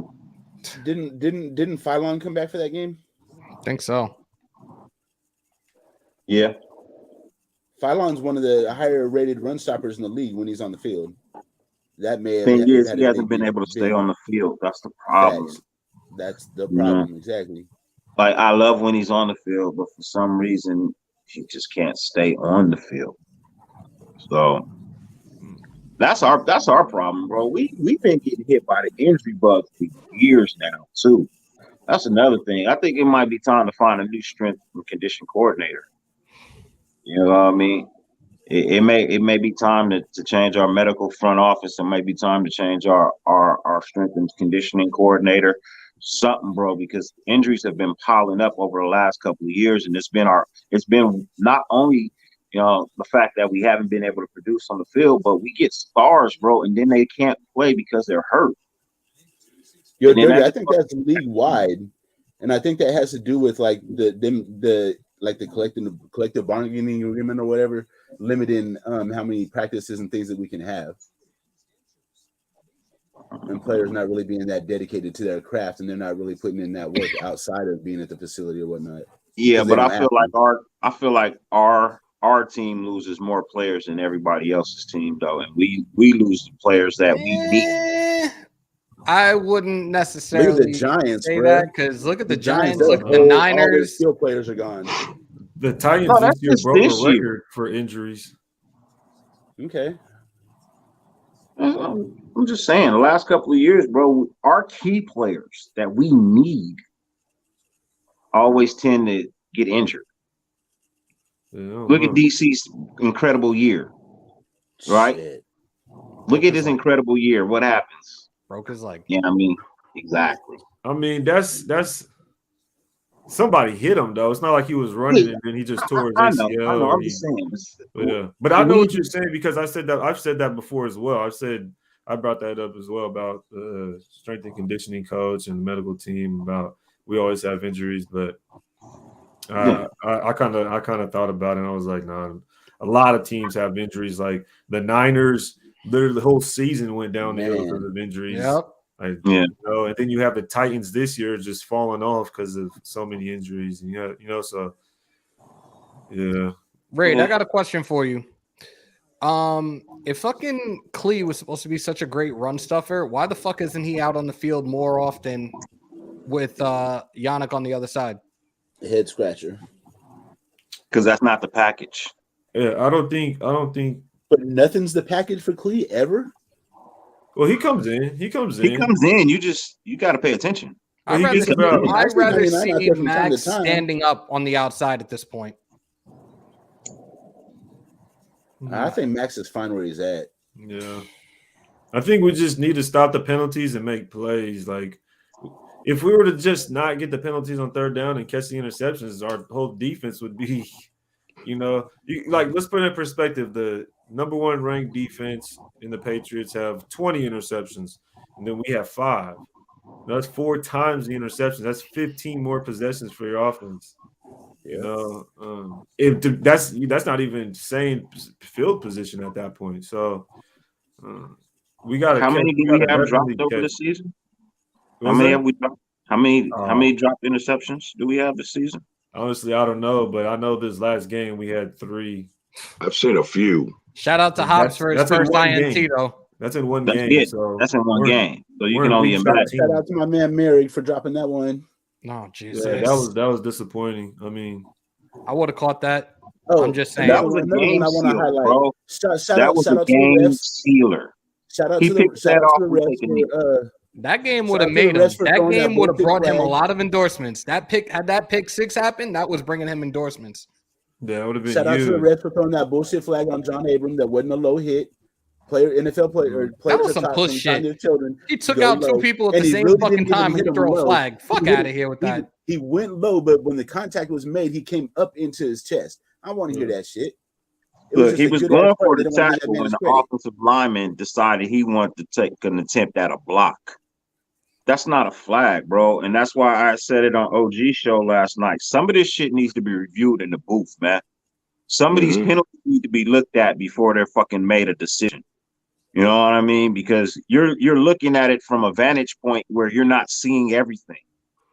You know what I mean? Like the angle that you're looking, you may not be able to see what somebody else sees or what the camera sees because you can't see 360 degrees, right? So some of these penalties need to be I wish you could challenge the penalties, man, because some of this shit needs to be challenged and looked at. Like, no, that's not what took place. Or maybe a referee up in the booth that says, "Hey, give me 45 seconds. Let me look at it real quick before you make a decision." Yo, we have 171 in here watching right now with 90 likes. What are we doing? Wipe them feet and smash the shit out of that fucking like button, guys. Hey, check this out. You guys are in Hammer's house. Let me ask you a question. You go in your mama's house without wiping your feet? Well, don't come up in here without wiping your feet. Hit that button, man. I like that. I take my shoes off when I go on my house. That Von Schwayfield, huh? Nobody goes in the living room stepping on my white carpet. Yeah, that's my grandmother's house, yo. I love you, Once Grandma. my kids are all gone out the house, I could think about some light carpet. Until then, that's an afterthought. Oh, it's hardwood floors until the kids is gone, bro. Man, facts. It's hardwood floors, bro. I got 5 Swifters in this house, bro. Every room's got a Swifter. Nigga, clean your shit. For real. Oh, Laney's in here. What up? I didn't even see you pull up before. Good afternoon. Laney. Good morning, wherever you are at. No, but seriously, though, how do we win, bro? How do we win the rest of the season, man? Like, that fucking mindset needs to change first and foremost. It's the same thing. It's the same thing every week. Derek Carr has to be 100% on his shit. Right. It's that simple. Like we said, every single week. How are we gonna do it? That's why we're so mad at. That's why everybody's mad at Carr. Bro, you missed this, you missed that. You know what I mean? So it's like you have to hit these. You have to hit those throws that are even hard to hit. You still have to hit those. You know. And you know what? You need to come out with that mindset at the beginning of the game. He did it in Dallas, but he didn't do it last week. Exactly. That's what I'm saying. It's on. Exactly, OG. You proved my point. If it's just Derek Carr, if it's which Derek Carr are we going to get? If he shows up and he's gonna do what he did against Dallas, like you were saying, then we're gonna win. If he doesn't, then we're gonna lose. Because if I asked everyone on this panel, okay, are we gonna go over there and run the ball down their throats? See, that's my fucking point. Right, but I mean, at the beginning of the game when they're coming out the tunnel against the Cowboys, and Derek Carr's got that look on his face like he's ready to pick a fight. He headbutts Max Crosby. They get out there. Washington, he had that scared, confused look. And I'm like, oh, we're done. We're done. I don't know what it is, honestly. You know what? I think I figured it out, bro. They in Dallas. They was in the locker room. They're like, you know what? It's a little loud in here, DC. We're not sure what's gonna go on, so we're just gonna let you call the plays for the game. You know what I mean? You're gonna run the offense because it's so loud in here. Just go. We trust you. Go and do it. Then we go home. Well, you know, it's a little quiet in here. I'm gonna give you this. I'm gonna give you the plays from the sideline. So Dallas, he's like, yes, it's my shit. And then he's at home. He's like, man, what? It's always game. It's always. Do you guys think that when the game plan is I agree. loud, it's just as loud. It's just as loud as an Allegiant. The opposing fucking fans are fucking screaming their heads off more on offense. You missed the point, Hammer. When DC is hyped, that's because he's in control of the fucking game. When he's not hyped, it's because Ole's in control of the fucking game. That was the point. And it's obvious, bro. It's fucking clearly obvious, bro, that when he's in control of the game, if you go back and watch every game when he has been in control of the game, he's been hyped before the game. When the shit's got to come in from the sidelines, he just. And it was a short week. This past week, he had 10 days, and they couldn't do shit. A lot more audibles in the games that we won. It was a short week, so maybe the that's another reason he couldn't just get a game plan. He was like, all right, Carr, you could just for the Dallas game, whatever. And then you have 10 days and couldn't do shit. Ole's sitting there trying to make up a game plan with all this time probably, and it's like, oh, this shit whack. Yeah. We throwing it sideways on 3rd and 5. 2 yards behind the line of scrimmage and you need 8 yards. Come on, man. What the fuck? And that's my biggest knock on Derek Carr. He needs to stand the fuck up, grab his nuts, and say, "No, I'm not finna do this shit." Exactly. That's my. I'm not gonna do this shit, yo. I'm taking out of this. Let's go. We finna swing this. But I mean, at the end of the day, I mean, I don't know. He's not that type of person. Hey, I used to do that shit in high school. I'm like, man, fuck what you call them. That shit ain't working. I don't play how. He needs to start. At this point, even if we had a different quarterback, I feel like that with a different kind of like a mentality that's willing to call people out, this organization would be different because then he'd be saying hella shit right in front of the screen at the pressers, like, no, this shit's fucked up, that shit's fucked up. Like I'm tired of this, I'm tired of that. You know what I mean? He's But slowly getting there, He though, doesn't. bro. He just, it's on me. And it's like, bro, like, say what you want to say. Talk about it, bro. Say it. Aaron Rodgers is complaining about being in fucking Green Bay. If Aaron Rodgers can bitch and complain to being in Green Bay with a fucking one of the best defenses of the decade, and you have Devontae Adams, then it's like, bro, chill the fuck out. Your offensive line is good. You're in a good organization. What the fuck are you complaining about? Yeah, you know what? Or maybe just take over the game. Don't even tell Ali you're doing it. Exactly. Just take over the game. Like, fuck that. Just like, screw that shit. Like, bro, I'm not finna do this. I'm finna do whatever the fuck I want. Boom. And that's why I think we're better. And to Dirty's point, you talking about, we're better in the hurry up huddle. I bet you Ollie's not calling in a bunch of fucking plays. That's what I'm Carr's saying. Just running up there like, nope, let's do this, let's do that. No, it's probably Carr going up there choosing whatever the fuck we're gonna do at that time, because he's obviously the one that has to call the timeouts for us because we don't have a fucking coach that could do shit for us. Nothing. Look, I was willing to give Versace a shot, bro. I want him gone, bro. I'm sorry. I need a coach. I need a real coach. Go back to special teams, bro. I need a real fucking coach. I would have been more happier with fucking Gus Bradley as the head coach this year. I honestly, I would have been happier with him. Yeah, I want to see our coach yelling on the sidelines. I want to see our coach. You know what I mean? I miss when fucking the commentators would be like, I remember hearing that. Talk about John Gruden when he's lighting up the refs. Yeah, you could just hear John Gruden in the background. Bleep, bleep, bleep. And the commentators, I remember that. Yeah, that's John Gruden. He's not even. He's not even. Raid. You missed it 2 other times. Fuck. I wish he would challenge some shit. Do something, man. Do something.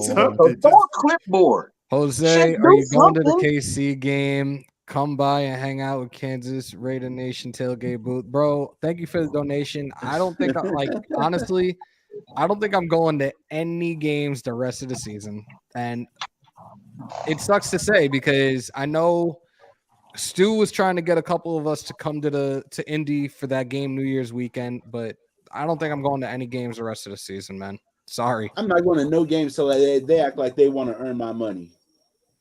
They're just throwing some bullshit on the field and just give me money. And I'm never going to Meth Life ever again. Meth Life.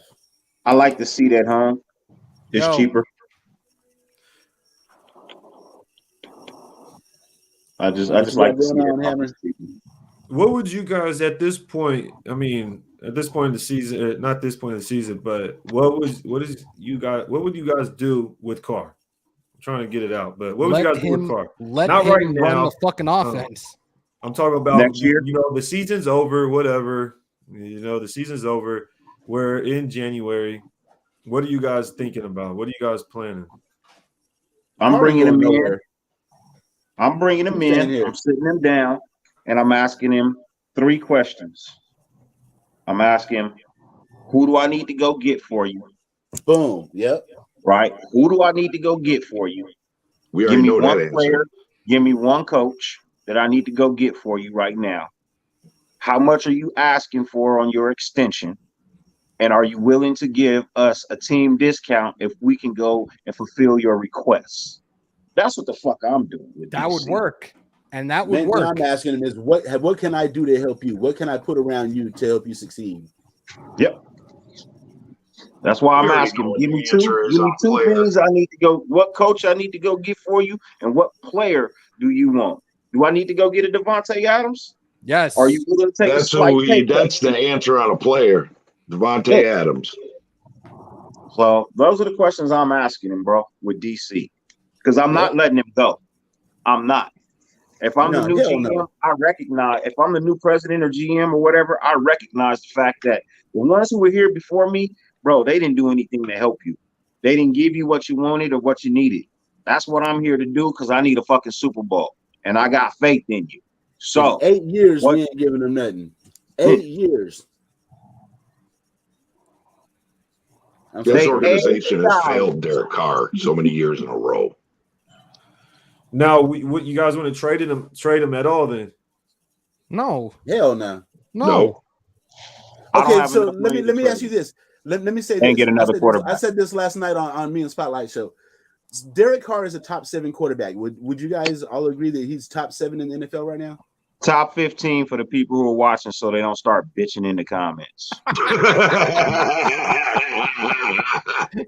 I'm not giving them that much. So if I say top 7, they say top 15. We use top 10. So if he's number 10 in the league, that means there's how many other quarterbacks in the league better than him? Quick answer. There's 9 other quarterbacks in the league that they would put better than him. So we have a top 10 quarterback in the league. And you guys want to shake the dice and go out. Okay, so we have 3 kings. We're playing poker. We have 3 kings. And you guys want to reshuffle the deck. This shit doesn't make no sense to me. What are we going to do? We're going to go get Malik Willis? Really? Okay, so everybody that say they want a dual threat quarterback, let me address that too. You want a dual threat quarterback. Let me ask you, when was the last time a dual threat quarterback won the Super Bowl besides Russell Wilson? Mahomes. If he's not dual threat. No, he's not dual threat. If my memory serves me correctly, Vic didn't win one. McNabb didn't win one. The last dual threat I could think of winning one was 94 with Steve Young. Unless I'm wrong. If you guys can name another one, I'll admit I was wrong. But that's the last time I could think of one. That's not a high percentage. Did you just say Mahomes isn't a dual threat? He's not a dual threat like that. He has the ability to be a dual threat, but he's not like Lamar Jackson. That's what I was about to say. Like, what's Lamar Jackson and Kyler Murray? And like, I would say Josh Allen is a dual threat as well. What would you put those like guys in? What category do you put them in? Like, what would you say? What would you call that category? Are you talking about a letter grade? No, I'm saying like Kyler Murray, because I wouldn't say Kyler Murray and Patrick Mahomes are the same. No, so Kyler Murray's are they both dual threat, or is Kyler Murray like the dual threat more and Patrick Mahomes isn't? I say Murray is more than Patrick Mahomes. Well, maybe that's also perception because Patrick Mahomes has some. He's known for his arm talent, so that's what we think of. We'll kind of overlook his scramble ability. So, are we saying that there's dual threat and then there's mobile quarterback? Or those are 2 different things? Well, I think that would be because that's what they all like to say. I think that's the terminology they use. Yeah, I think that would be more valid. Well, who would be mobile then? Patrick Mahomes, and then dual threat would be Kyler Murray. I say that's pretty accurate. Because I feel like a lot of the quarterbacks now are mobile, but you want to say they're dual threat.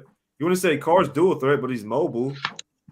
Yeah, but Mahomes, I wouldn't say Justin Herbert's a dual threat, but he's mobile. I think a dual threat is where they call plays for the quarterback to run a lot, like Lamar Jackson, Michael Vick. Okay, that's what I'm saying. I don't feel like you're not gonna go into a defensive game plan like, we got to make sure we watch out for Justin Herbert's run game because if not, we're gonna get torched all day. Like, I don't think that's like you're gonna have it in mind, but you're gonna have that in mind against every team you play. But you wouldn't go into the game. Would it be better to be like, we gotta watch out for the run like Lamar Jackson? Would it be better to call Mahomes a scrambler? Yes. I would just say he's mobile. I would say he's just mobile. I don't know. I guess it would just depends on how you classify it. Then that would be because then at that point I would say, would you say Carr is a dual threat? No. He's a pocket passer. He is a pocket passer. He's a pocket passer. But I feel like Mahomes can hurt you with his arms or his feet. You know what I mean? If given the option, he can hurt you with his arm or his feet. That's a fact. But they don't really call plays for him to run like that unless they do. They know that. But and that's the thing. That's why I say he's more of a threat, bro. Because those other quarterback plays are being called that way. He's making it happen when the play breaks down. You see what I'm saying? he has the ability to get the yards after he passes the line of scrimmage. He ain't slow. Well, that would be considered more mobile than dual threat, I guess.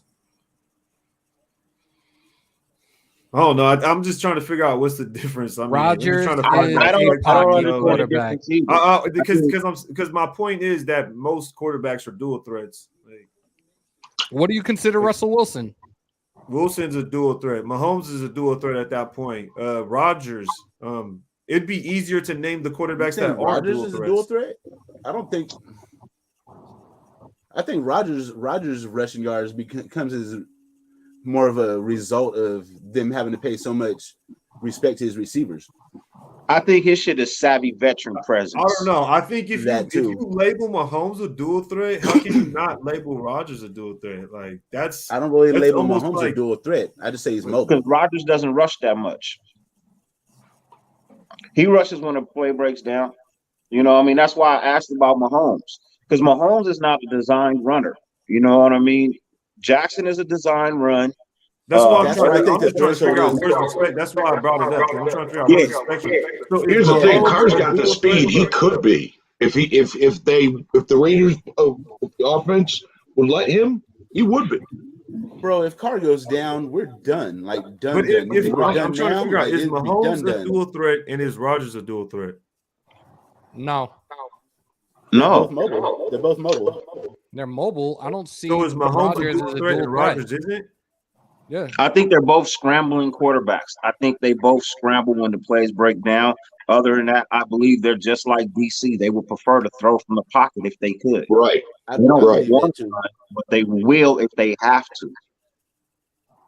But the fans were calling for a dual threat quarterback. That's why I'm just trying to figure out what's dual threat. You know, I'm just trying to. That's what I don't understand either. That's why I say I know who could be considered a real technical dual threat in the NFL. That's people like Cam Newton. That's people like Lamar Jackson. That's people like Murray. Michael Vick. You know what I mean? Russell Wilson before Mariota. Now. You know what I mean? He's getting to the point where he would rather be a pocket passer instead of a mobile quarterback as well, trying to prolong his career a little bit more. Because what a lot of people are forgetting, you can ask for a dual threat mobile quarterback all you want to, but their careers don't last too long. Because they take a lot of hits from linebackers and safeties that they shouldn't be taking hits. Plus, they're putting shit on their arms and their legs when they're running. You know what I mean? Pocket passers tend to last longer in the NFL than mobile quarterbacks. Right. But we do have a mobile quarterback as a backup.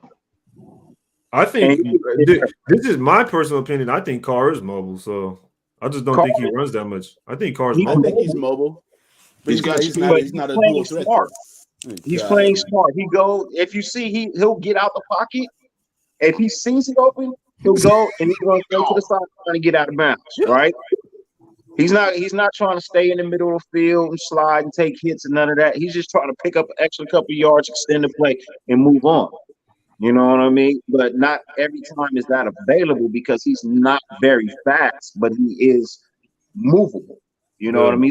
There's some, but he ain't quicker than others. So he gives his effort. I think he gives his effort. Right. He does have speed when he runs. It's just that he prefers not to. You know, why get injured? I prefer him not to. Did I just see Bourbon come in here? Bourbon, what's good, dude? No, I would like him to scramble more and run. Not like design run, but like be a little creative. Get out, if you're out the pocket, run for a little bit. Step up in the pocket, take off in the middle of the field. But I've seen him do that a couple times these past few weeks, but it's not really part of his game. That's why I was trying to figure out what's mobile, what is dual threat, because it's like, yeah, he's mobile, but he's not a dual threat. So, I mean, the differentiation right there. Now, when he first came in, his rookie year, DC would get out of the pocket, bro. Yeah, he would. He would run. You know what I mean? No problem. Like that's one of the reasons I fell in love with him at the first season. You know what I mean? He was moving, bro. Yeah. If the offensive wide receivers wasn't getting open, he's like, fuck it, I'll put the team on my back. You know what I mean? We gonna go. I remember him running down the sidelines and getting flipped over, going out of bounds, and all kinds of shit. Hopping over, signaling first down. That was one of my favorites. After that, the injuries probably got him to where he don't want to do that shit no more. Exactly. Broke his back. I don't want him doing that shit no more. Hey, boy look, took let off me for a ask you this scramble, got question. hit in the back, and broke it. Let me ask you this Yeah. question. I'm gonna ask this to everybody. You give me your honest answer. You're Derek Carr, right? You're DC. You playing for the Raiders, bro. You break your hand, come back play in the game. You break your back, your neck, you come back and you still play the game, right? You give it everything you got when you in the game. When you come to the podium, you shoulder everything. You shoulder everything for 9 years. And then, no, let's say you do it for 8 years. And then that ninth year, now people will complain, oh, you don't do this, you don't do that, you don't do this. But the whole time I was doing it, you was telling me, oh, fuck this, fuck that, fuck this, fuck that. You're the reason, you're the reason, you're the reason. Well, how you going to feel in that ninth season, bro? You going to give it everything you got, or you just going to give them 90%? You're going to give them enough to try and win, but you ain't going to give them everything. So give me your honest answer. What are you going to do? I'm gonna do enough. I'm gonna do enough, but I'm not putting in the extra. I would say this to I think with Gruden, you're giving it your all. I think it's a new regime. You see that there's going to be a consistent, there's going to be consistency because you know he's going to be here for 10 years. You know you're going to have the same coach finally. And I think we've seen that when we opened up the season, you know, that energy, that drive. But then once coach left and then Ruggs got an accident, it's that 90% you're talking about. So I would say if the beginning of the season, I'm going in and I'm giving it everything. Mm-hmm. But right now, even after the bye with the Ruggs situation and with Gruden resigning and everybody you got to think that even everybody else is having a mentality of like, is this my last year here? Mm-hmm. You know, Gruden's not here. He's the one that had them here. Mayock is here. It's Bisaccia, Bradley, Olsen. And most of them are on one-year deals. Yes, a lot of those guys on one-year deals that were sold this dream about a future. When's Carr's contract up? Is it next season? Next season. So at that point, yeah, I think it is that. I think it could be. Could be that 90% you're talking about. Like, I don't know if I really want to do this or that, or could be doubt. We're all human. I think that part of the game is taken out of context for sure. Because I don't think half of these people that talk, most of what they talk about, couldn't deal with, any of this stuff. So that's my take on that for sure. I can see that though. Yeah. What about you, OG? As far as next year? No, as far as the question I asked. Dealing with all this stuff over the. You got $20 million a year, bro. You do your job. Don't. You got to stop letting these emotions bring you down and get your head on right and perform to the best of your ability because you're getting paid. But as a human being, bro, subconsciously, this shit seeps in as much as you might not want to pay attention to it. But you've been given everything you got for 8 years, and at the end of every fucking year, it's the same shit. Oh, is he going to be here? Is he this? Or is he that? Oh, he sucks. He's this. He's that. But then you do something good. Oh, he's this. He's that. And then the next week, it's his fault again, even when it's not his fault. But he's still coming out over and over and over and over again and giving you everything he's got, and you still ain't appreciating it. Okay, well, you remember when all this went down with Ruggs and he was talking about compartmentalizing the stuff, putting it away, compartmentalizing. Do you remember that? But you can only have so many compartments in your mind, bro. I'm sorry, man. I disagree. I'm sorry, man. I'm ex-military. We were trained to compartmentalize. Before overflow. Okay. There's going to be an overflow. Yeah, because if you don't compartmentalize, you're going to lose your mind. So, you gotta be able to set that stuff aside. But OG, even with that said, how many of those men crack? How many of those men have problems afterwards? How many of those men are on medication? Problems afterwards? Yes, I get that. I was in the military too, so I seen them. They're not. Everybody's not built the same. Are not good. And everybody's not built the same. There's one soldier that's doing a lot more shit than the next man, and he has to carry them. Right. Well, that whole team, that whole squad, that whole company is not treated equally. Right, but when you're in the heat of doing your job, when you're in the heat of doing your job, you can't afford to not compartmentalize it all the way. Then, afterwards, yes, there are bad effects mentally. But how many you have to fold? It's not 100%. There's always someone that has to be. There's always someone that can't carry their own weight. Right. And half that squad ain't gonna be just gung ho like that. Because everybody's just not built like that. And that's when you find somebody cracking. No, and then you look at the team, you look at your team, right? And you the only one left from your fucking draft class. Everybody else that you came into the league with, everybody gone. You the only one left. So now that your coaching staff new, every fucking player you have is technically new. You're the last survivor. You don't think that's a problem? And then some of these people, he's watching his friends at other places and they're fucking succeeding. They have Super Bowl rings. You know what I mean? They've been to the playoffs. And he's the one stuck here dealing with the shit, and he's still not being fucking appreciated by the nation. I would give the transfer. He wants to be here. I would give this analogy. It's like, say you're a young private, right? And you show up to your first duty station and you got other privates that you join with. You guys grow up together. You guys become sergeants together. But they all dip out and you're the last one at that shitty ass fucking company. You got that shitty ass commander. You already know how it is at the company, but all your friends that you grew up with, they're all gone. They went to Germany, Korea, Fort Hood. You know what I mean? Fort Bragg.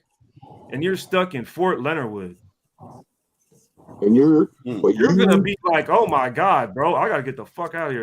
I gotta get the fuck out of here. He already said if they try to trade him, he's gonna retire a Raider. He's choosing to be here. Man, it sounds great, but the reality he's trying to be stand up. I feel like he's trying to be someone that can turn it. I also watch his pastor around. All right, well, I also follow his. He hasn't been here. The thing is, he said 20 years also in that statement. He hasn't been here 20 years. If we get rid of Derek Carr, it's going to have the Marcus Allen effect, where we got rid of him. He's going to go to Denver and he's going to cook our motherfucking lunch in front of us every fucking time we play him for the next 10 years with the what do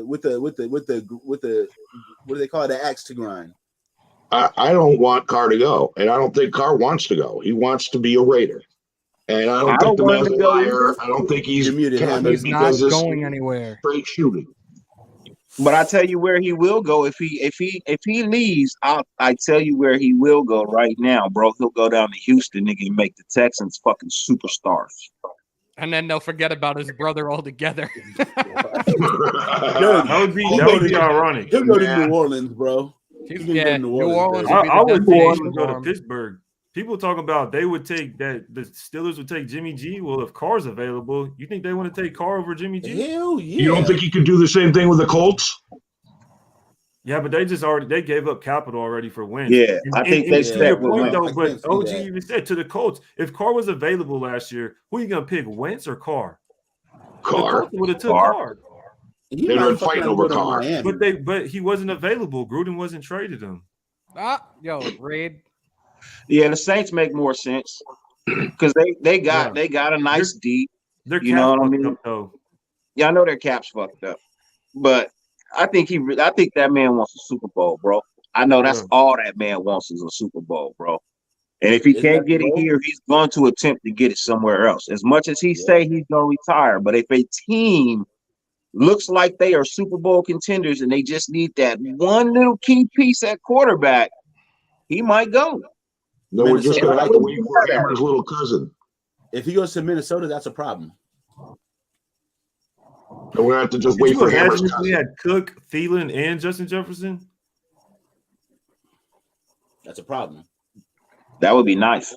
That would be, And that's a problem that we'll never have nothing like that because our organization doesn't stack talent. And that's what I've been saying. I said it weeks ago. I said it weeks ago that New Orleans would be the only team that would make sense that would already have a foundation there for him. Yeah, I thought the same thing about the Saints, but after someone was telling me about their salary cap and everything, Taysom Hill got that money. That it would be hard for them to hold on to Carr, but I'm not 100% sure. I just remember they saying the salary is messed up. If they told him, look, we got $27 million to give you for 1 year, but we can guarantee you a Super Bowl. Can you come play for us? Guaranteed the Super Bowl in $27 million? Hell yeah. No brainer. I think he would do damage on the Saints though. If they took Jameis Winston, who are they going to take? Jameis Winston or Derek Carr? Carr. It's like, bro, like I don't know. It just doesn't make. He instantly makes them a playoff contender, bro. They do not have a quarterback. I'm sorry. I don't believe in Jameis Winston. I don't believe in Taysom Hill. And I definitely don't believe in that other dude that's backing up Taysom Hill. You're backing up Taysom Hill. Trevor Siemian? Yeah, you're an actual quarterback, and you're backing up another guy who's backing up a backup quarterback. Yeah, you're backing up a backup. So, quarterback. Like, yeah, when Simeon played for Denver and we had Khalil Mack, I think that was his favorite target. Bro, I forgot Simeon was on the Broncos. I ain't gonna lie. Wasn't Trevor Siemian a first-round draft pick? Wasn't he a first-round draft pick? Yeah, I think he was. Yeah. Who did they draft before that? What was that kid's name? What was that kid's name? For the one Denver? That went to Texans? He played for Denver and then went to Houston, huh? Wait, he's talking about Brock Denver's quarterback Osweiler? before Simeon? Brock Osweiler. Yes. Bro, we'll end up being Denver. We'll end up in that quarterback carousel to where we'll just be getting Drew Lock, Trevor Siemian. What did you guys say his name was? I already forgot. Brock Osweiler. Daniel Jones. I don't want to ride that carousel. Ray, that's what they want, because if we get rid of Derek Carr, that's what it's going to be, and that's what everybody wants. So that's what it's going to be. A lot of fans haven't been as well. A lot of fans haven't been here for that carousel before Carr. You know what I mean? A lot of them just became fans. They don't know what they. Yeah, a lot of people just becoming fans. You know what I mean? They weren't here for that carousel of quarterbacks that we went through. Us real fans that date back centuries of fandomship, right? You wasn't here for that carousel of quarterbacks. And bro, no, I'm not going through that again. I'm not. I'm telling you, Carr will be here. Carr will get that extension. Carr will get that extension and be here for years to come. I've already said it. I know who the next quarterback for the Raiders will be when Carr calls it quits. 2-14 season. Leaving it at that. I know who the next quarterback for the Raiders is going to be. We had quarterbacks like Tui Apasopo. Good backup though. Didn't we have a Gronkowski? What's his name? Yeah, Bruce Gronkowski. Bruce, yeah. We had him, bro. We had Campbell. We had Carson Palmer. Andrew Campbell, Jason Campbell. Terrell Pryor, Russell, Jamarcus Russell, Jamarcus Russell. We had that quarterback that fucking killed us in Miami. We had him for half a season, bro. What was that old ass Fitzpatrick? We had Fitzpatrick at one point, bro. No, he didn't. That's how carousel was. Oh yeah, Kerry Collins. Kerry Collins. Oh my God, Matt McGloin. Wow. Matt McGloin. I remember Kerry Collins. I didn't like that. Michigan State. Remember, bro. I did not like Kerry Collins. I don't know what it was. What was the quarterback we got from Houston that was supposed to start when we drafted? Matt Schaub. Jeff Garcia. Matt Schaub. Oh my Matt God. Schaub with his broken arm. Bro, we had a carousel of quarterbacks, bro, that were terrible. We had one quarterback that played one game and quit. He never played. Bro, those are just the notable ones, bro. We haven't even got into the ones that Aaron Pyro, my little cousin will be the next starting quarterback for the Raiders when Carr retires. Shout out to my little cousin Kingston Rust. If y'all don't know, look him up. Instagram, Twitter. This kid is nationally ranked. And he's only 13 years old. Him and his brother are a fucking crazy ass duo up in Rhode Island. He will be the next starting quarterback when Carr retires. Bank on that shit. You better put that Dante shit on. Culpepper, Kyle Bowler. Ugh. Oh, Bro. Brooks. Yes. You got the Aaron list in front Brooks. of you? Damn. It is amazing. It is amazing. I forget, man. It was Oh shit, we had Charlie Fry. Yeah. shit. Bro. All right, guys. Unfortunately, I gotta wrap this up because I have to start getting my ass ready for work. Raid, always a pleasure. Next time you come on, I'm gonna have to have a censor button ready for each time you say that motherfucker's name.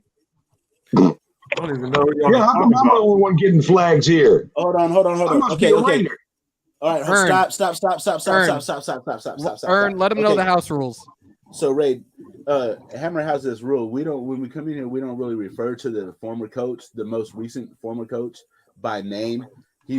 Hammer has this thing where he calls him that motherfucker. So I like to put a little twist on and be like, that motherfucker. You can say it however you want. Just call him that motherfucker. But you get violations, and our security guard got to come holler at you, and he got to pat you down and shit if you say that. So you know what I'm saying? Wait a minute. No, I don't do the pat down. Right here, who use that name, and only one got flagged. The old Raider gets flagged. Titan. Oh my God. You got me saying his name, Prez. He's laying down. He is sleeping right next to me right now. He's not outside. If you don't let me in with my thing, I ain't coming in. Jesus. Look, because you it's just he don't like him. You know what I mean? So we try not to mention him. And if we do, I hear you. Yeah, for sure. What about what Lonnie commented? Can you say that? What did Lonnie say? No, I said that before. I even hate that name now. She got to go on timeout now. No, we're done anyways, guys. I appreciate each and every single one of you for being on. We've been doing this for 2 hours, and there's a lot of views from what I saw. Right now, I'm seeing 180 in the chat. Let's just get one quick look on how many views we've had in these 2 hours, real quickly, and then we're gonna wrap this up. While Hammer's doing that, so y'all not trading. I just want to say, have it clear. Y'all not trading Carr at all. 613. No, I'm not. No. So extension time. Yes. Yep. Yeah, definitely. And he's gonna take that discount to get Devontae Adams here. Can we get him for around 30, 31, 32? Okay, I see everybody's valid side of the spectrum, right? I'm one of those guys. I can stand in the middle of the field and I can see both sides of the spectrum, right? I'm a big advocate for DC, but the Raider comes nation. The nation comes first for me. So I can stand in the middle of the field and look at both sides. He does good, he does bad. You know what I mean? Understandable. But let's give him a year with an actual Hall of Fame wide receiver and see what he can do. Because Devontae Adams is Hall of Fame. I don't give a fuck what anybody says. Oh, yeah. I know his career is still young or whatever, but that guy's fucking Hall of Fame. And that's one thing that DC has never had. I'm sorry, Amari Cooper's never going to the Hall of Fame, bro. His numbers will never get there. He's not that type of wide receiver. He's not, nor is any other wide receiver that Derek Carr has had to throw the ball to. So I want to see what he can do with a Hall of Fame wide receiver, because that's what all these other top 10 quarterbacks have, a wide receiver that's going to the Hall of Fame. He's the only quarterback in the top 10 right now that does not have a quarterback, that does not have a wide receiver that's Hall of Fame caliber. You know what I mean? So Matthew Stafford had Megatron at one point in his career. You know what I mean? Now he's got Cooper Kupp. Sorry, Cooper Kupp going to the Hall of Fame, bro. That white boy bad, bro. Yeah. That white boy bad. You know what I mean? So, all these quarterbacks, they got, Tyreek Hill, he didn't come in as a wide receiver, but damn it, bro, he's over there fucking breaking numbers. He's going to make it to the Hall of Fame. You know what I mean? So Mahomes has that. Let's get DC a Hall of Famer and see what he does from there and give him some protection up front like he's been having. You know what I mean? At one point, he had all the protection in the world up front, but nobody to catch the fucking ball. You know what I mean? Let's give them both at the same time and see what the fuck happens. Yeah. No, I agree. Y'all know I like Carr. Y'all know I would build a team around them and build a defense, but I think just the way the organization is, it's just, I ain't gonna lie, man. Just the way the organization. Not saying what's the smartest thing to do or anything, I'm just thinking about how the organization is, and man, I think it's just time, y'all. Like It's I don't know time. what it is. Like somebody has to come in and say something. Like somebody has to say something, you know? Somebody has to tell them that. You feel me? Like you Could feel it me? be Like, Louis everything Riddick? you just said, someone has to tell them that. But Louis Riddick does have that strong personality where I think Mark Davis would listen to him. Like authoritative, you know what I'm saying? who? Louis Riddick. I do Louis like that Riddick. about him. I think Louis Riddick is a little bit more hip. He's up to times and stuff, but it's just Yeah. we He's just a need somebody that's respectable gonna step person. up and say it, that has that idea. Gruden didn't really have that idea. He had other ideas. I'm not saying they weren't going to work or whatever, but we need somebody that has just idea that's going to make a lot more sense. You know what I mean? It's a lot more strategic, I guess. I don't know, but Well, I think send at this this point video we to need Carr. We need Carr to step up and say something at this point. If it's anybody else, he needs to step up and be like, nah, y'all want to extend me? No, we need to figure this out. Before I sign that extension, y'all need to go sign this person. Because I'm not finna do this. I'm not finna deal, you know what I mean? He can do that. He still has 1 year left on his contract. And if at that point they don't want to keep him and trade him, then that's what it is. That's just showing how dysfunctional the franchise is, that you won't even listen to a quarterback when he's saying, go give me this or do it, right? So, I don't know. We have $28 million in dead cap money coming off the books this year. There's no reason we can't fill all our holes. Go ahead. No, go ahead. There's no reason we can't fill all our holes with all that money, and the cap is going up.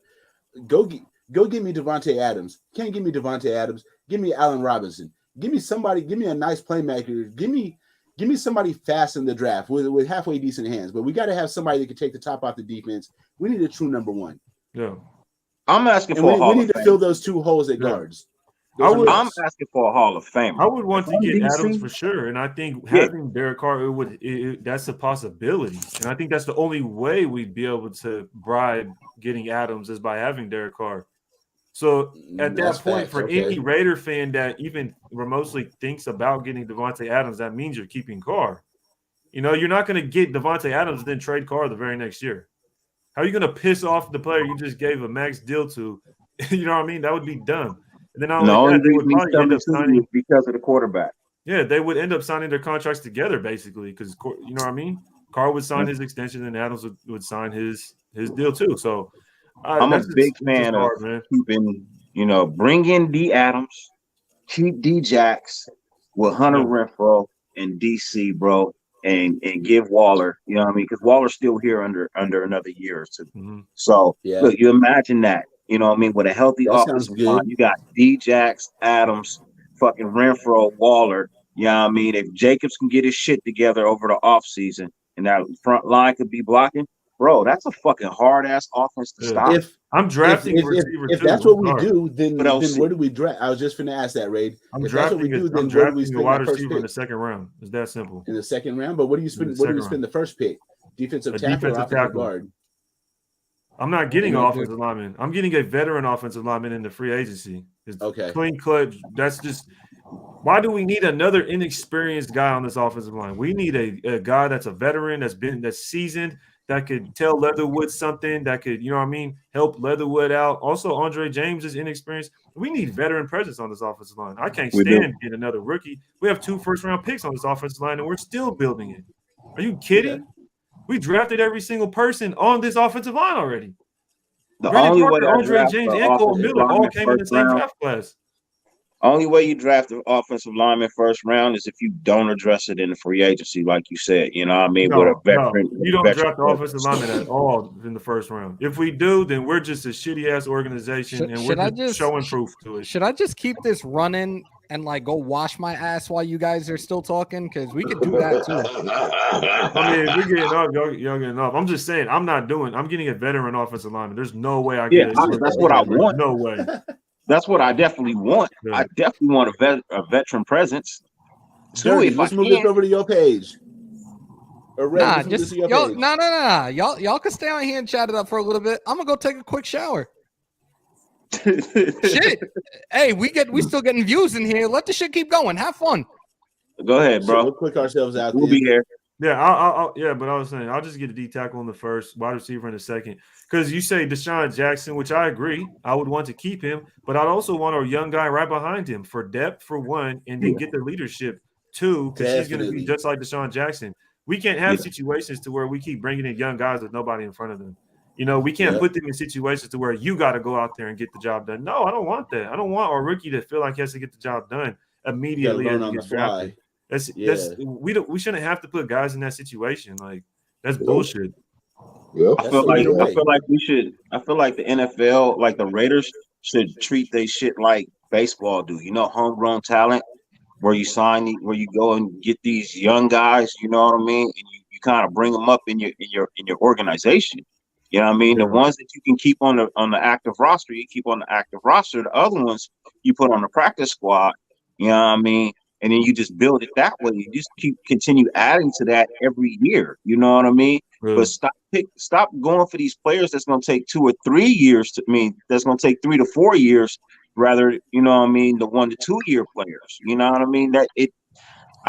I'm just tired of seeing these 3 to 4 year players, bro. Like that's a little long for me. You know what I mean? Mm-hmm. Second year, you should be progressing. You know what I mean? Not your third year. You know what I mean? So right. No, I do agree, and that's why I want to get a veteran right tackle, because we can't wait 3 to 4 years for this fucker to develop. No, concur. And just think about Leatherwood. Like, you got Andre James, which I think has been getting better, but how much experience does Andre James have to be telling Leatherwood what to do or how to do it or what to look for? You know, like, how much game experience does Andre James have to really put Leatherwood on? They're basically starting together as first-year starters in the NFL at this point. Then you have Brandon Parker to your right.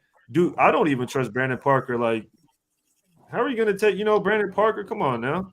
John Simpson in his first year starting. I do not need another young guy. I need a veteran at right tackle. And that's why I don't want to get one in the draft.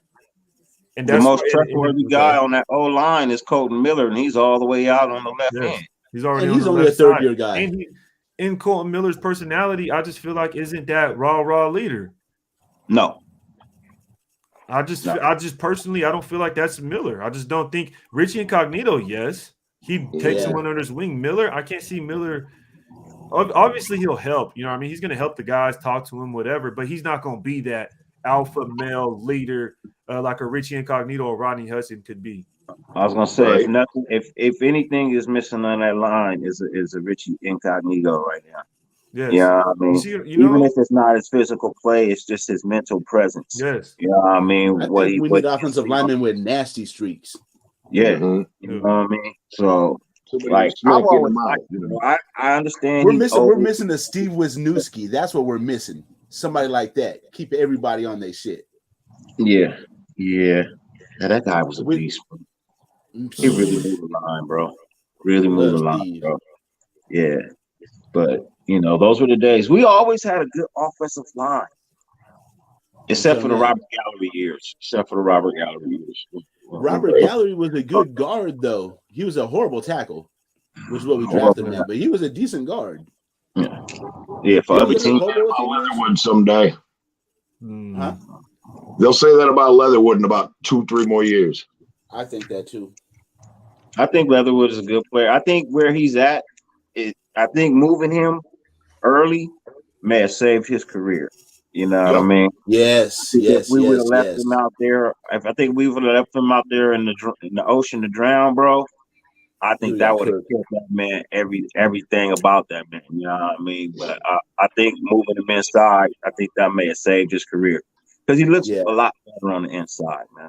He does. Much more comfortable. I'm not saying he looks great, just a lot better. You know what I mean? Like. A little bit more dependable on the inside. Yeah. So, but I agree. What would y'all be doing? What would y'all do in the offseason to like kind of more specifics?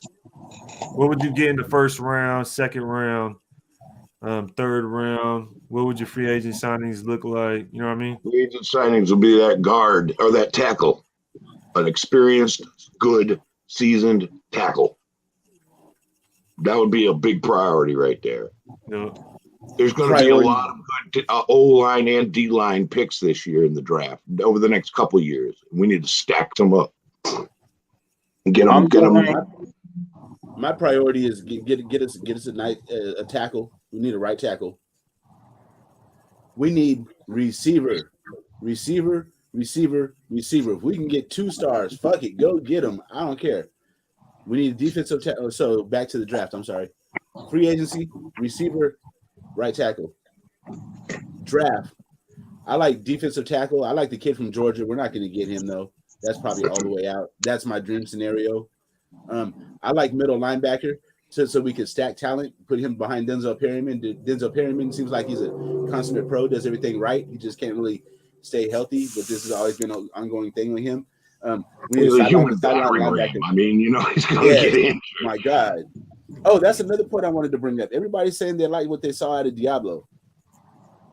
I'm the opposite. I was a big fan of Diablo. I think it's because I use him on Madden. I stick him at outside linebacker and I just blitz and he kills the quarterback, so I fell in love with him. But that's besides the point.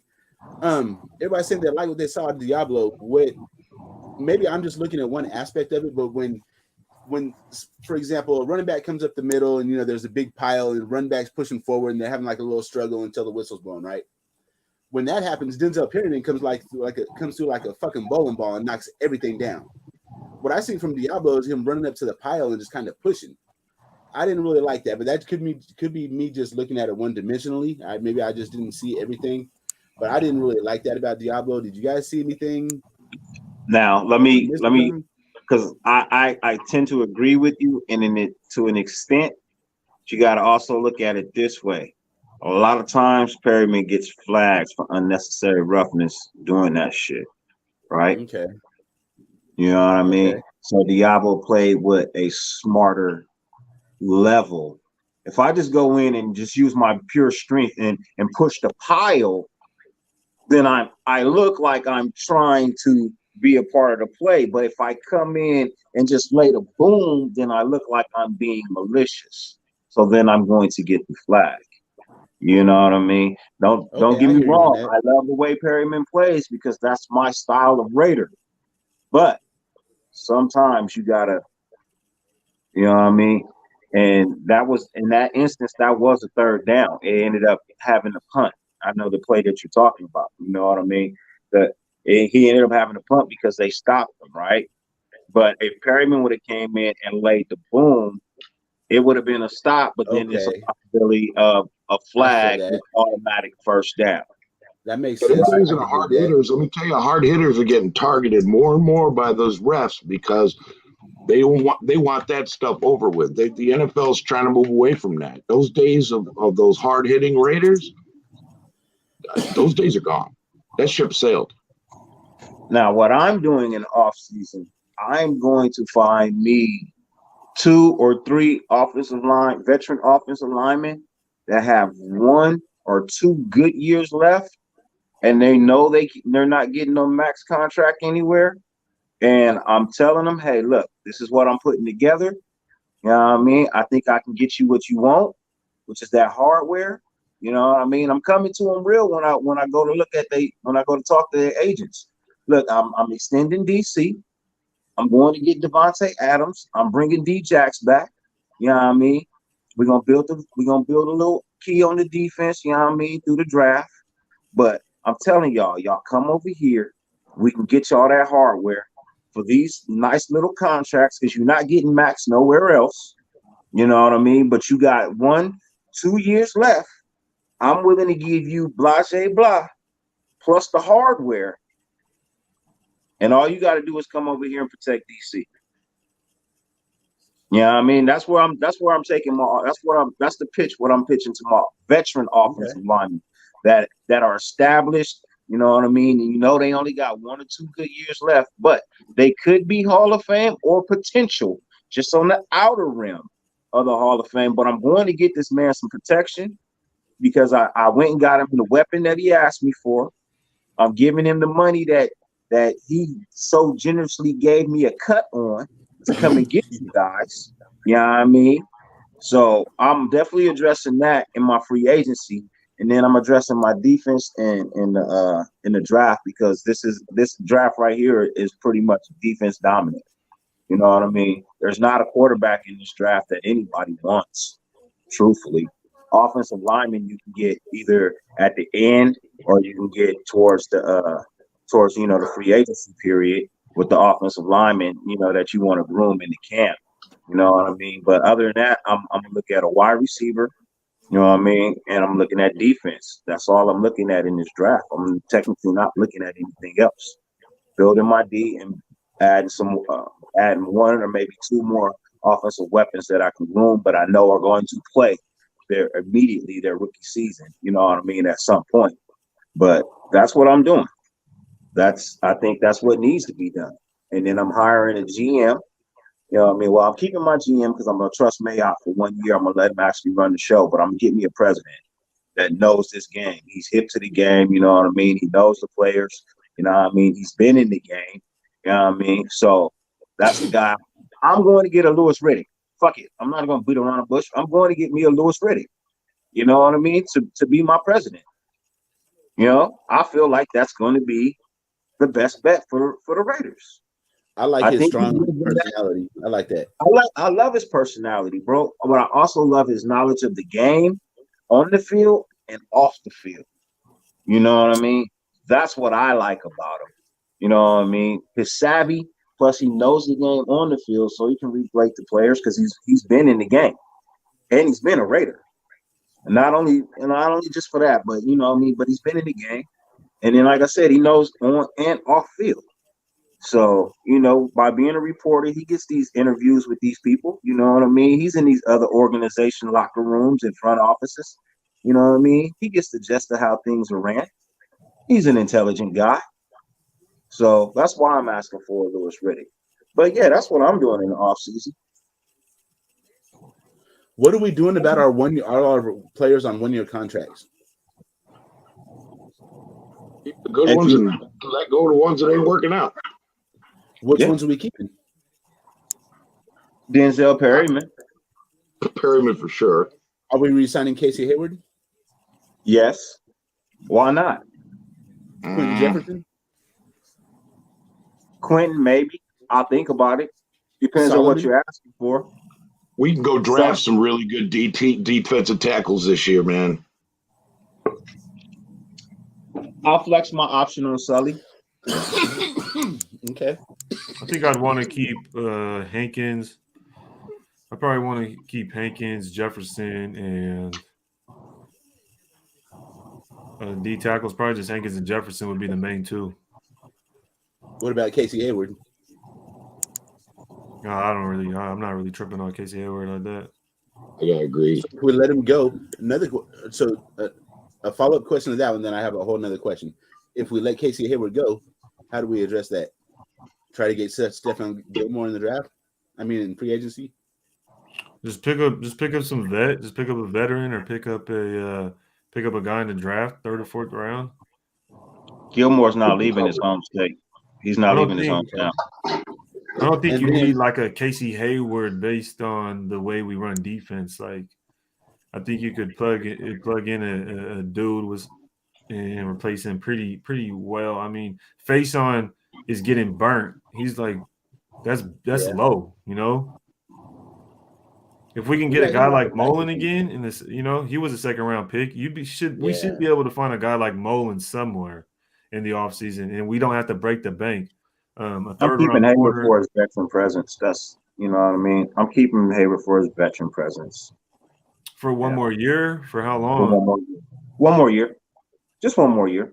I mean, for 1 more year. I mean, if you're talking about 1 more year, what's the contract? Like $3 million?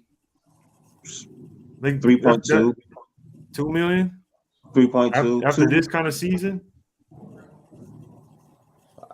Because how much does he get right now? I think he gets shit. I don't know. I'd have to look. Somebody you looking, Ern? Yeah. I don't know how much he gets right now. How much does he get? 1.5, 2? You get more? It's got to be more than that. I think his contract is incentive based as well. Let's say we keep him for another year and give him 4 because he had a good year this year.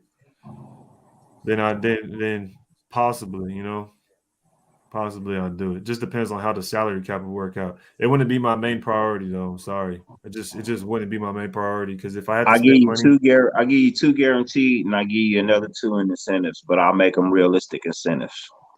my main priority would getting a top flight receiver and a pretty good right tackle. It doesn't have to be anything crazy. Just something better than Parker, and that's not asking for much. No, it's not. Casey Hayward's making 2.5.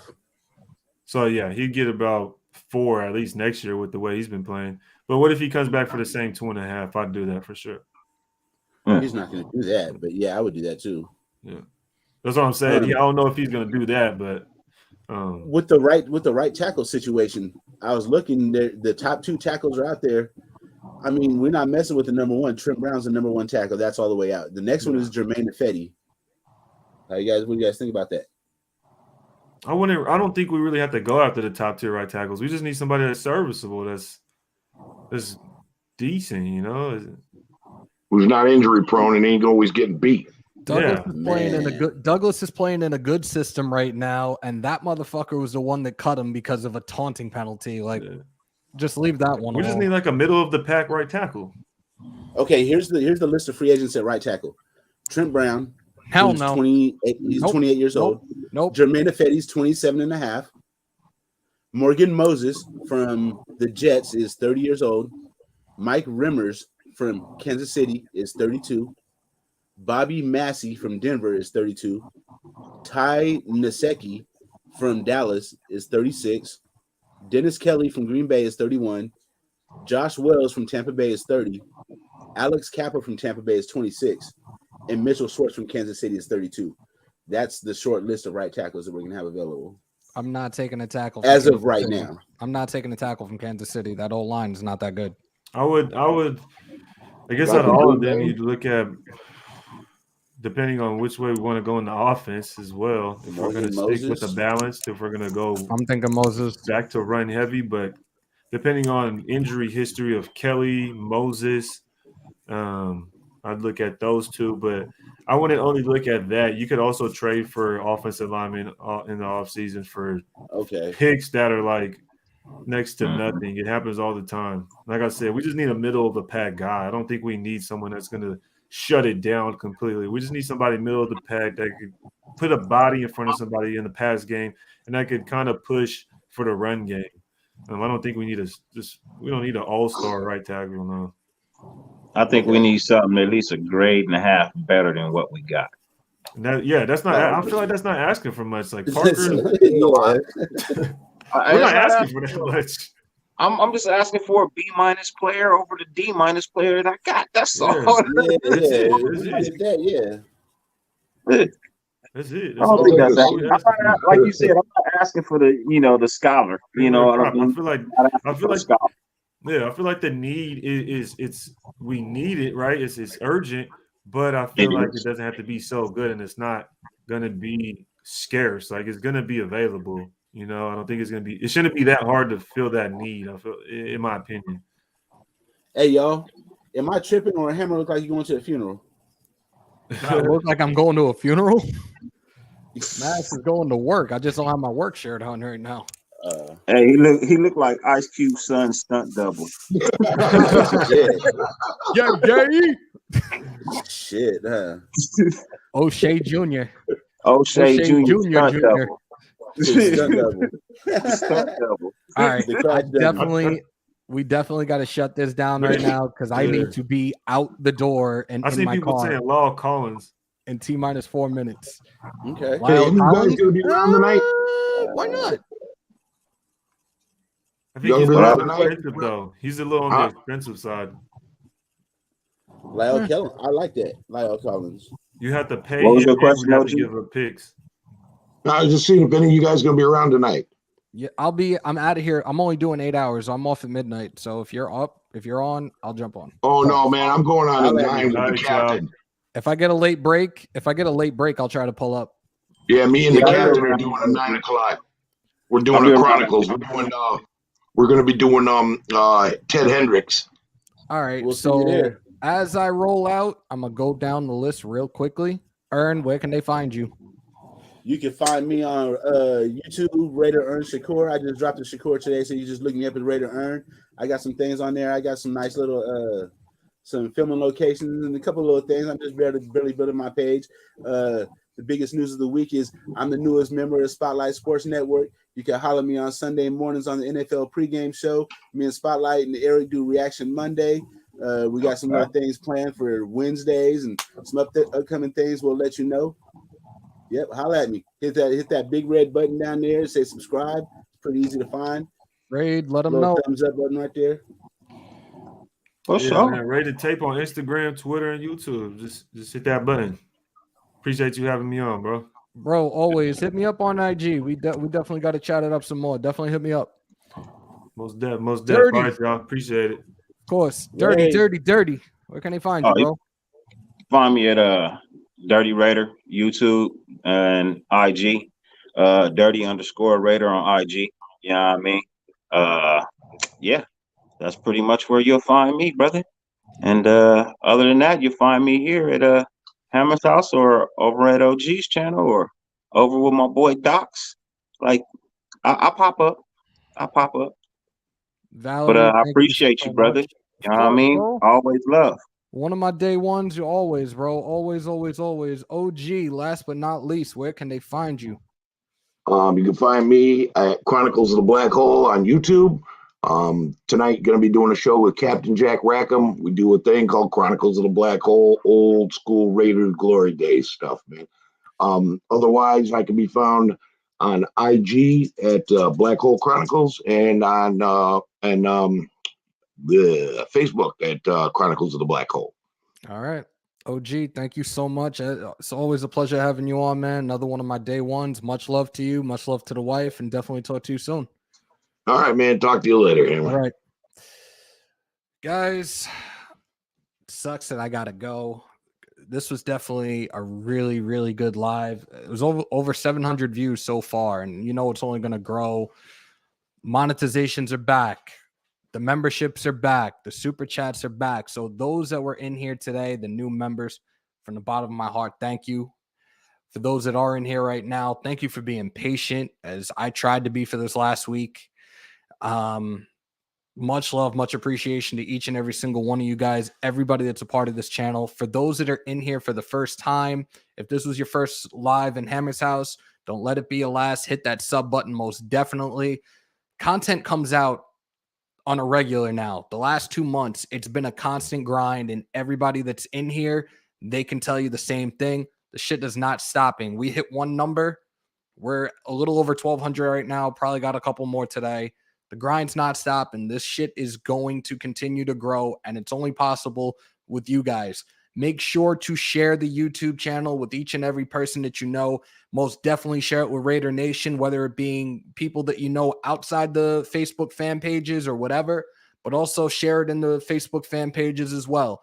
You guys ever want to chat it up with me? Top left corner of the overlay, Hammers.House. I reply to each and every single person that's ever messaged me on there. We could talk football. We could talk life, whatever.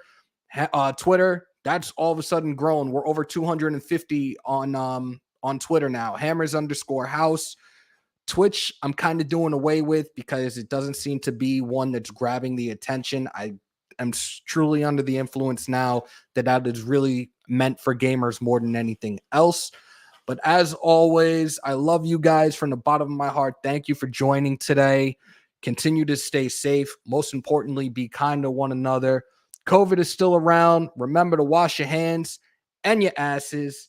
As usual, we on that New York shit, so here we go. Stand clear of the closing doors, please.